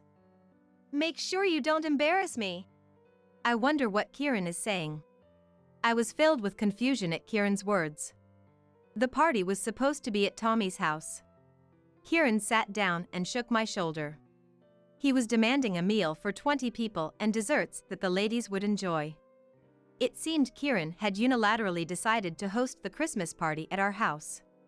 Brent, Annie, and the rest of the family had been considerate about the twins and my pregnancy. I couldn't understand why suddenly 20 people were expected today. I hadn't noticed, but there were missed calls from Annie and Brent on my mobile phone. I was scheduled for hospitalization tomorrow. Labor could start at any time now. It was absolutely impossible to entertain 20 relatives under these circumstances. I told Kieran it was unreasonable to spring this on me suddenly. At the expense of paying a little more, couldn't we arrange for a catering service? I even humbly suggested. However, Kieran angrily raised his voice, insisting the party be at our house. Are you trying to shame me? As the wife of the eldest son of a family with direct lineage to respected ancestry, you should maintain your dignity. Kieran was imposing his selfish demands, continuing with outdated views that a wife should silently obey her husband. I lost the energy to argue back. When I fell silent, Kieran seemed to take it as agreement, smiling smugly. He then announced he was going to pick up the relatives and told me to prepare for the party before leaving. Given how everything was arranged, I couldn't possibly refuse. It would inconvenience all the relatives. With that thought in mind, I began to get ready, despite my large belly. I texted Kieran to let him know that going shopping was out of the question and I'd have to make do with what we had. I had stocked up on groceries considering my upcoming hospital stay, so using them up wouldn't be an issue. Despite the discomfort from my tight belly, I managed to prepare the meals. We were short on drinks, so I decided to order them and get it delivered. Just as I finished all the preparations, Kieran texted to say he was on his way home. In just 2 hours, I had prepared the food and drinks. I wished I could pat myself on the back. The twins were getting sleepy, so I put them to bed in another room. Soon, I heard the front door open and lively voices. I went to greet everyone. Annie and Brent expressed their concern, asking me if I was okay. The call earlier was probably made out of concern for me. I could only respond with a vague smile and tried to brush it off. The living and dining areas were packed with 20 guests, and the Christmas party began. I was so busy serving food and drinks that I didn't have a moment to sit down. Everyone kept asking if I was okay, but I just laughed it off. Kieran, on the other hand, was in a good mood, boasting about my resilience. However, Brent, Annie, and Tommy looked worried. Standing continuously while preparing and moving around to pour drinks made the tightness in my abdomen increasingly unbearable. Eventually, I excused myself to check on the children, using it as a reason to leave the room. Watching the twins sleep, I too fell asleep. Sometime later, what felt like tightness turned into pain. Not wanting to worry anyone, I covered my mouth with my hands. The pain in my belly grew sharper and more intense. It had been 3 hours since Kieran sprung the Christmas party on me. As I endured the pain, suddenly the door opened. And there stood Tommy, seemingly having mistaken the room for the bathroom. Sorry, I mistook this for the bathroom. Saying this, Tommy closed the door and hurried away. Soon after, Brent and Annie arrived. Seeing me clutching my stomach and breathing heavily, they looked furious. The next moment, Annie shouted for Kieran and stormed back into the living room. I weakly stood up and returned to the living room as well. There, I saw Brent grabbing Kieran by the collar, and the next moment, a loud slap echoed through the room. Kieran's cheeks are turning red. Brent slapped Kieran on the cheek. Brent's eyes were sharp, and his usually gentle face looked demonic. Even I, who wasn't being scolded, flinched in fear. Kieran, shocked, was frozen in place. What the hell are you doing? Kieran flinched at Brent's loud voice. The relatives who had been enjoying their drinks fell silent and turned to look at Kieran. Do you understand what condition Emma is in? Annie glared at Kieran with a demonic intensity. One of the relatives noticed me and offered me a seat on the sofa. Words of anger were directed at Kieran from the other family members. You said the birth was still far off, but she's about to give birth, isn't she? I thought you said she was in the stable period, someone commented. It seemed Kieran had convinced the relatives that my delivery was still far off. He had told Brent and Annie that there were no signs of labor yet, which is why my hospitalization was postponed. Disdain filled the room as everyone started looking at Kieran with contempt. Relatives with children around the twins' age expressed their disbelief. Women were saying things like, "I can't believe this. If I were in her shoes, it would be unforgivable. What a terrible husband." There were also apologetic voices saying they were sorry for not knowing, feeling deceived by Kieran. The atmosphere was far from festive, resembling more of a funeral. Unable to withstand the mood, Kieran started making strained excuses. She's always making excuses about taking care of the twins or being pregnant, or saying it's too close to the delivery to do any housework. Everyone turned their attention to Kieran, wondering what he was trying to say. That's why I made her prepare food for 20 people today, and even serve drinks. I couldn't make sense of his words. And I'm sure everyone else was even more bewildered. Yet, Kieran continued. She hasn't done anything up until now. This is hardly enough to make up for it. The revelation that he made me cook for 20 people caused an uproar among the guests. Kieran, faced with their condemnation, began to sweat. A female relative suggested they disband immediately, and people started to clean up. The twins' crying could be heard from the back. Brent and Annie went to check on them. Tommy, who has a child about the same age as the twins, looked at Kieran with disdain. That's despicable, Tommy murmured quietly. Kieran was belittled by everyone as both a husband and a father, shrinking smaller in their presence. His usually assertive and arrogant demeanor was nowhere to be seen. Suddenly, I felt a sharp pain in my belly. The intervals between the pains seemed to be getting shorter. It was likely that labor has started. I tried to speak to Kieran, who was being scolded and had shrunk down. But he was unresponsive in shock. Someone asked if they should call the hospital for me, and I nodded slightly. Another person handed me a phone. And when I called the hospital, they told me to come in immediately. I announced to everyone that I was heading to the hospital and tried to stand up, but I couldn't get up. Tommy suggested calling an ambulance, and at that, Kieran finally reacted. If you're calling an ambulance, tell them not to use the siren. It'd be embarrassing if the neighbors found out. I couldn't believe Kieran was more concerned about appearances than my condition. Amidst the stunned silence of everyone, Kieran continued. If you're going, go by yourself. It's your fault the mood was killed anyway. It wasn't my fault at all, it was due to Kieran's lies. Everyone must be thinking the same. Amid the astonishment of everyone present, another loud sound was heard. Before anyone realized, Annie, who had returned, slapped Kieran on the cheek. Kieran clutched his face, tears welling up in his eyes. I never thought you could be so morally corrupt. Giving birth is a matter of life and death. Standing behind Annie, Brent was holding the twins, one in each arm. The pain Emma has endured is nothing compared to this. Brent, too, seemed furious, his arms trembling as he carefully placed the twins on the floor. It's not my fault. I'm the one providing for everyone here. Kieran insisted that I was to blame for embarrassing him in front of everyone and that he was faultless. Even in such a moment, Kieran's sense of elitism was evident. Naturally, no one sympathized with Kieran. Myself, Caitlin offered to drive since she hadn't been drinking, raising her hand. The room erupted in cheers. The decision was made for Caitlin to drive our car, and everyone quickly started moving. Some to fetch my hospital bag from the bedroom, as directed by Annie, and others to tidy up, with Brent collecting the empty dishes. Kieran alone, rubbing his slapped cheek, was fuming, muttering that if it weren't for Dad and Mom, he'd be pressing charges. Perhaps embarrassed and his pride wounded, Kieran's face turned beet red. Moreover, even his ears turned red, indicating he must have felt quite humiliated. The commotion woke the twins, who started crying loudly. With the women busy tidying up, the men took turns trying to soothe the twins. Kieran didn't lift a finger to help. And everyone else seemed to have given up on him.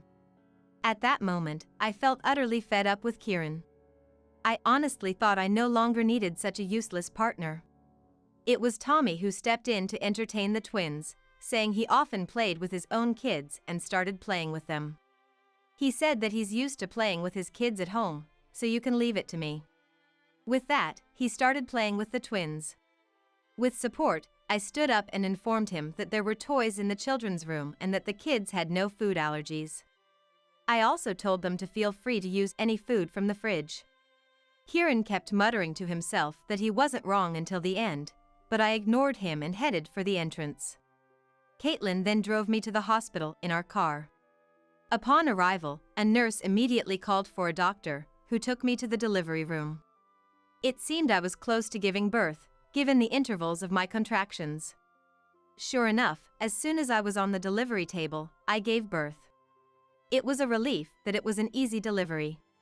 However, the one who I truly felt sorry for was Caitlin. Unable to leave, she ended up having to stay until the next morning. The day after I safely gave birth, Annie and Brent came to the hospital with the twins. After the incident, Kieran had sulked in a corner of the room, drinking beer from a can. Brent took Kieran to the bedroom, not wanting the children to see their father being scolded. Out of the twins' hearing, Brent reportedly scolded Kieran all night long. Kieran seemed to have lost all his spirit. Brent shared yesterday's events with a wry smile. Eventually, Kieran came to my hospital room.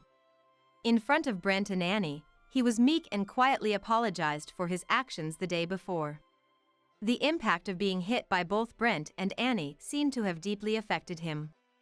They kindly left me alone with Kieran. But his attitude changed immediately. It's your fault I got hit by Dad and Mom. He went on to complain about my shortcomings and lack of consideration. At that point, I was utterly fed up with Kieran. I firmly decided to divorce him then.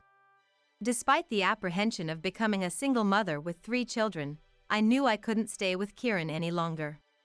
Without hesitation, I pressed the nurse call button. A nurse came right away. And soon after, Brent and Annie returned to the room, wondering what was happening. This man is a stranger to me. Please ask him to leave. The nurse looked bewildered, but Annie seemed to understand. She promptly escorted Kieran out of the room.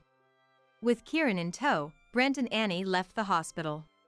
As they were leaving, they mentioned that my parents would visit in the afternoon. True to Annie's words, my parents arrived in the afternoon. I shared the events of the previous day and my decision to divorce Kieran with them. My parents initially thought Kieran had been unfaithful when they heard about the divorce from Annie. They had been under the impression that divorce always involved infidelity. They couldn't have imagined that a heavily pregnant woman was forced by her husband to prepare for and serve at a Christmas party. I took my time, explaining the circumstances to my parents intermittently. Not only did I talk about being made to prepare meals for 20 people and being forced to serve drinks, but I also shared, through tears, how hard it had been and how much I had endured up until now. As they listened, my parents cried with me. By the end of our conversation, we were all smiling through our tears. My mom gently suggested I recuperate at their home after the hospital. I was discharged without issue and have been resting at my parents' house since. Regarding the divorce, Brent and Annie agreed there was no reason to oppose it. The only one who was vehemently against it was Kieran. He tried to contact me numerous times. But I blocked his calls and informed Brent and Annie not to let him contact me. Without me to serve almost as a servant, Kieran seemed to have lost his mental stability. Living alone, he couldn't keep the house tidy, and it became cluttered with trash. At work, he vented his frustration through power harassment, nearly facing disciplinary action from HR. Despite this, his behavior persisted, extending even to clients and partners, eventually leading to his dismissal. By then, it seemed no one sympathized with him. Currently, Kieran is re-educating himself on human decency while working on the family farm. Kieran apparently often cries, saying that the home he shared with me was his oasis of peace. I heard all of this from Annie, who has been in touch with me. But for me, that home was nothing but a desert. With Brent and Annie's help, my divorce from Kieran was finalized smoothly. The house we lived in was sold, and I received the entire sum from the sale as compensation in the divorce settlement. I decided to live with my parents. I still keep in touch with Brent, Annie, and Tommy. Sometimes, the twins ask to see Caitlin and Tommy, who happily play with them. For Brent and Annie, the twins are still their grandchildren. They visit whenever they can, enjoying their time with all three kids, who affectionately call them Grandpa and Grandma. The children have also grown fond of Grandpa and Grandma. Looking back, if it weren't for that Christmas party, I might not have made it to the hospital. Kieran alone couldn't have managed both the hospital trip and caring for the twins. In a way, that incident helped me come to terms with my situation with Kieran. It's odd, but I find myself grateful to Kieran for hosting that Christmas party at our home. Life is unpredictable. I'll never forget the kindness of those who helped me during that time.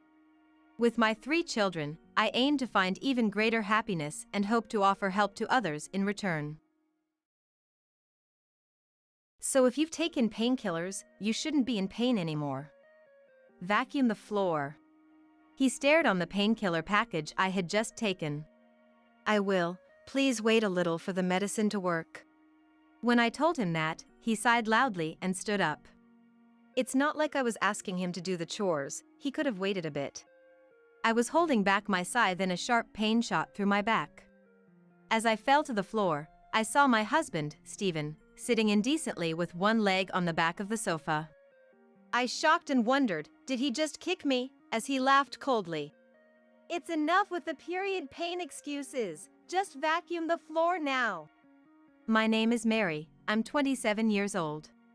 I'm a typical housewife living with my husband, Stephen. I met Stephen when I joined the company where he worked.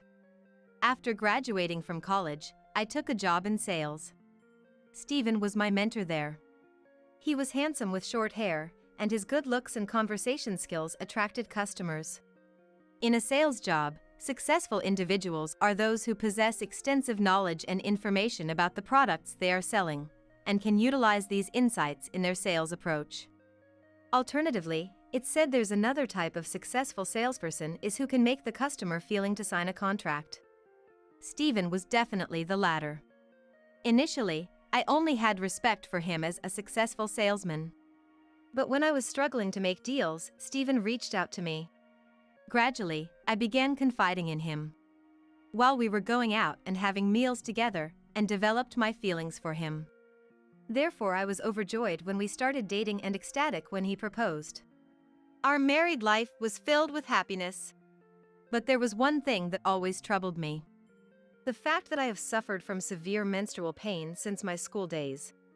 Initially, I used mild over-the-counter painkillers, but as my body got used to them, I needed stronger medication to get through my daily life. When we were dating, Stephen would adjust his plans according to my cycle and would comfort me when I complained about the pain. I thought this care would continue after marriage. But I was wrong. Every month, the same menstrual pain occurred. Seeing me struggle to do housework without medication, Stephen would just sigh. This didn't just start in the last few years, get used to it. He started saying that to me. We both work, but Stephen earns more and contributes a larger amount to our living expenses. My earnings wouldn't be enough for living both of us, so I put extra effort into housework. During my period, I would finish as much housework as I could while the painkillers were effective, then rest a bit on the sofa before resuming. I was doing everything in order, but to Stephen, it seemed like I was just lying down and resting. No matter how much I did, he never offered a word of comfort. Then one day, we bought a new house. We had been living in an apartment, but we purchased a larger home in case we had children. Stephen's parents love socializing and often host parties with relatives. Stephen thought it was a perfect opportunity to show off our new house, and decided to invite the relatives for a party at our place. Once he made up his mind, Stephen was quick to act. He set the date for the party and handed me a list of relatives who would be attending. The list included not only names but also ages and food preferences. To my surprise, Stephen, "Make sure to prepare dishes that cater to everyone's preferences. I won't forgive any shortcuts like buying ready-made appetizers," he said in an annoyed tone. It was challenging to plan the menu as everyone had different likes and dislikes, and some favorite foods of one person were disliked by another. After days of sleepless nights for planning the menu, my period started behind than I expected. I took painkillers, finished cleaning the rooms, and decorated them with flowers the day before. I placed air fresheners and repeatedly went over the next day's party steps in my mind. Then that night, after preparing the menu, finally I went to bed. While I was preparing with the help of painkillers, Stephen had daily evening drinking and laughing loudly at the TV. I remembered Stephen like that as I fell asleep in bed. The next morning, I got up before Stephen to make breakfast and started cooking for the party while tidying up. I was checking the time constantly and kept moving. I arranged the finished dishes on the table and carefully checked every area, from the entrance to the living room and the bathroom. But it seemed the effect of the painkillers was wearing off, as I could no longer to bear the gradually intensifying pain, so sat down on the sofa. I wanted to lie down, but since I had managed to do my hair and makeup nicely, and didn't know when the relatives would arrive, I decided to just sit. As I turned my gaze towards Stephen, he was watching TV, a glass of alcohol in hand. Despite the fact that relatives were about to arrive, I wanted to say "don't start drinking now" to Stephen, but the words wouldn't come out. Noticing my gaze, Stephen glared at me. "What, you're giving me that 'don't drink at this time' look?" "It's not that. I'm getting nervous too. And you're just lounging on the sofa. You finished the preparations, right?" Stephen put his glass on the table and walked towards me. I felt a strange tension in his stare, a bad feeling growing inside me. Everything is in order. But my period started and the painkiller's effect is wearing off, so I'm taking a short break. I'll get moving soon. Stephen sighed and glared at me. "Don't coddle yourself over a mere stomachache. My mom never did that." Right after those words, just as I thought Stephen had come up behind me, I was suddenly kicked in my back and fell off the sofa to the floor. By the time I realized that I had been kicked by someone, I was already on the floor, and it took me a while to grasp what had happened.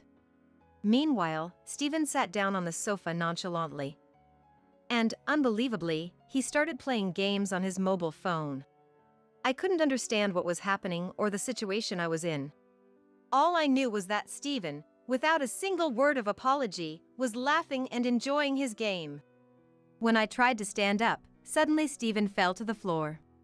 Looking up to see why he fell, I saw Stephen's dad, Paul. He was standing behind the sofa. Paul looked furious, and I couldn't take my eyes off him. "What's going on?" Stephen couldn't be understanding the situation and checked the sofa in panic.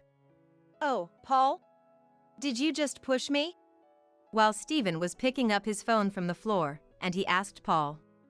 "I didn't push you, I shoved you, Stephen." "What? Why would Paul shove me?" "You fools, what do you mean for kicking someone in the back? And that someone is your wife, Stephen." Stephen seemed a bit taken aback by Paul's anger. "I was just a bit bold because I was drinking." Stephen tried to respond, but Paul glared at him, his excuse not mitigating the situation. "Don't blame it on the alcohol. Whatever the reason, a man should never resort to violence against a woman." "What do you mean by reason?" "This is like discipline." "Discipline?" "Yes, she was resting on the sofa even though the preparations weren't finished. So I was teaching her that if you don't work you don't have a rest. It's part of discipline." "Right, Mary?" Suddenly asked by Stephen. I didn't know how to respond. I had properly finished the preparations and sat on the sofa just to rest a bit. Should I tell the truth because I did everything correctly? As I hesitated, Paul also turned his gaze towards me. "Mary, is what Stephen's saying true?" I couldn't find the words to reply. If I told the truth, Stephen might get scolded by Paul and spoil his mood, especially with relatives about to arrive. I didn't want to cause any trouble for the relatives who were coming to see our new house. I was about to agree with Stephen. "Mary, your silence is an answer, isn't it?" "Eh?" Confused by Paul's words, then I asked back. If what Stephen said was true, Mary would have immediately agreed. But Mary is silent. That suggests that something, or everything is not true what Stephen said. I felt as if Paul had seen through everything. I opened my mouth to tell the truth. The preparations are already done. It's just that I am feeling a bit unwell today. "What? It's just your period." Stephen interrupted my words. Unable to say it directly in front of Paul, I tried to phrase it differently, but Stephen's lack of tact brought my tears from my eyes. "Saying you're unwell over a mere period. If the preparations are done, then say so." I thought Mary was just lazily sitting on the sofa again, not finishing the preparations. Stephen's words were final. He didn't remember what I said earlier about almost finishing the preparations. He hadn't seen that I had been preparing since early morning, or rather, since yesterday, doing all the work myself without his help. He wasn't aware that I had taken painkillers to manage. He had decided to host the party here on his own and didn't help with any other preparations or cooking. A sense of injustice began to grow inside me. Listen to this. She's been complaining about severe menstrual pain since before we got married, but she still can't get used to the pain. Every month it's like this. My mom was never like this, right, Paul? It seems I was right to come early to help Mary since you said you would entertain us as the inconsiderate host. What? I'm inconsiderate? Not Mary? Yes, it's you! You insisted on having the party here but didn't cooperate with Mary in preparations. Had you worked together, you would have understood how hard she worked and how much she was suffering. Instead, you started drinking before guests arrived. The one who was lounging around was you, Stephen. Stephen was clearly frightened by Paul's yelling. I didn't want Stephen to end up regretting like I do. I tried to educate you with that feeling. Paul pulled a chair from the dining table, sat down, and sighed heavily. Patricia was like Mary, suffered from severe menstrual pain. Being a man, I had no knowledge about menstruation, and it wasn't an information-rich era like now. Plus, her mother used to say she was weak for not managing her condition, so I thought menstrual pain was just a lack of self-management. Paul spoke slowly, seemingly recalling the past. Back then, painkillers were weak. Patricia, a housewife living with in-laws, was forced to do all the chores, even during severe menstrual pain. Then, Patricia collapsed. We rushed her to the hospital, and she was diagnosed with endometriosis, which shattered her dream of giving Stephen siblings. Stephen asked Paul in a small voice. It varies by individual, and not everyone ends up like that. But excessive endurance of menstrual pain can lead to illness, and Patricia did become ill. She faced stress from housework, childcare, inconsiderate to parents' in-laws, and an unsupportive husband, eventually leading to infertility. I blamed the era, and also her mother, but it was all wrong. I should have understood for her. We can't experience their pain, so I should have listened and accepted her reality. But I didn't, and it was my fault, blindly agreeing with her mother. I regret not knowing and still do. Patricia supported Paul's shoulder as he spoke in a somber tone. I could only eye contact to Patricia in acknowledgement, who wore a sad smile as she said, "Sorry for intruding." Paul tried hard to understand. Despite his busy work, he often helped with chores and even cut ties with his own parents. Patricia looked at Paul lovingly. It was the least I could do. I didn't want to burden Patricia anymore. I wanted us three to live happily, so I did what I had to. But cutting ties with parents is a big decision. I didn't want you to have to make such decisions, so I tried to show you my mistakes. But it seems none of it got through to you. Unable to bear the tense atmosphere, Stephen spoke in an inappropriately cheerful voice. Paul, you're exaggerating. In my memory, Mom was sick in bed, but I don't remember her being bedridden due to her period. Maybe you're just remembering it as worse than it was? Patricia's hand on Paul's shoulder trembled slightly. Gently stroking her hand, Paul glared at Stephen. You just forgot. Patricia didn't want to worry you and tried to hide it as much as possible. If pain were just a matter of willpower, it wouldn't lead to illness. But virtually, Patricia did suffer from menstrual pain and had to lie in bed. I remember you coming home from school and complaining about her always sleeping. I even talked to you about it, explaining it wasn't laziness but a health issue. You didn't care, did you? Not only did you ignore Mary, but you also never saw Patricia's struggles. Paul's words weighed heavily on Stephen, his shoulders visibly drooping. I didn't know what to say or if it was even my place to speak in such an atmosphere. Then, the doorbell rang.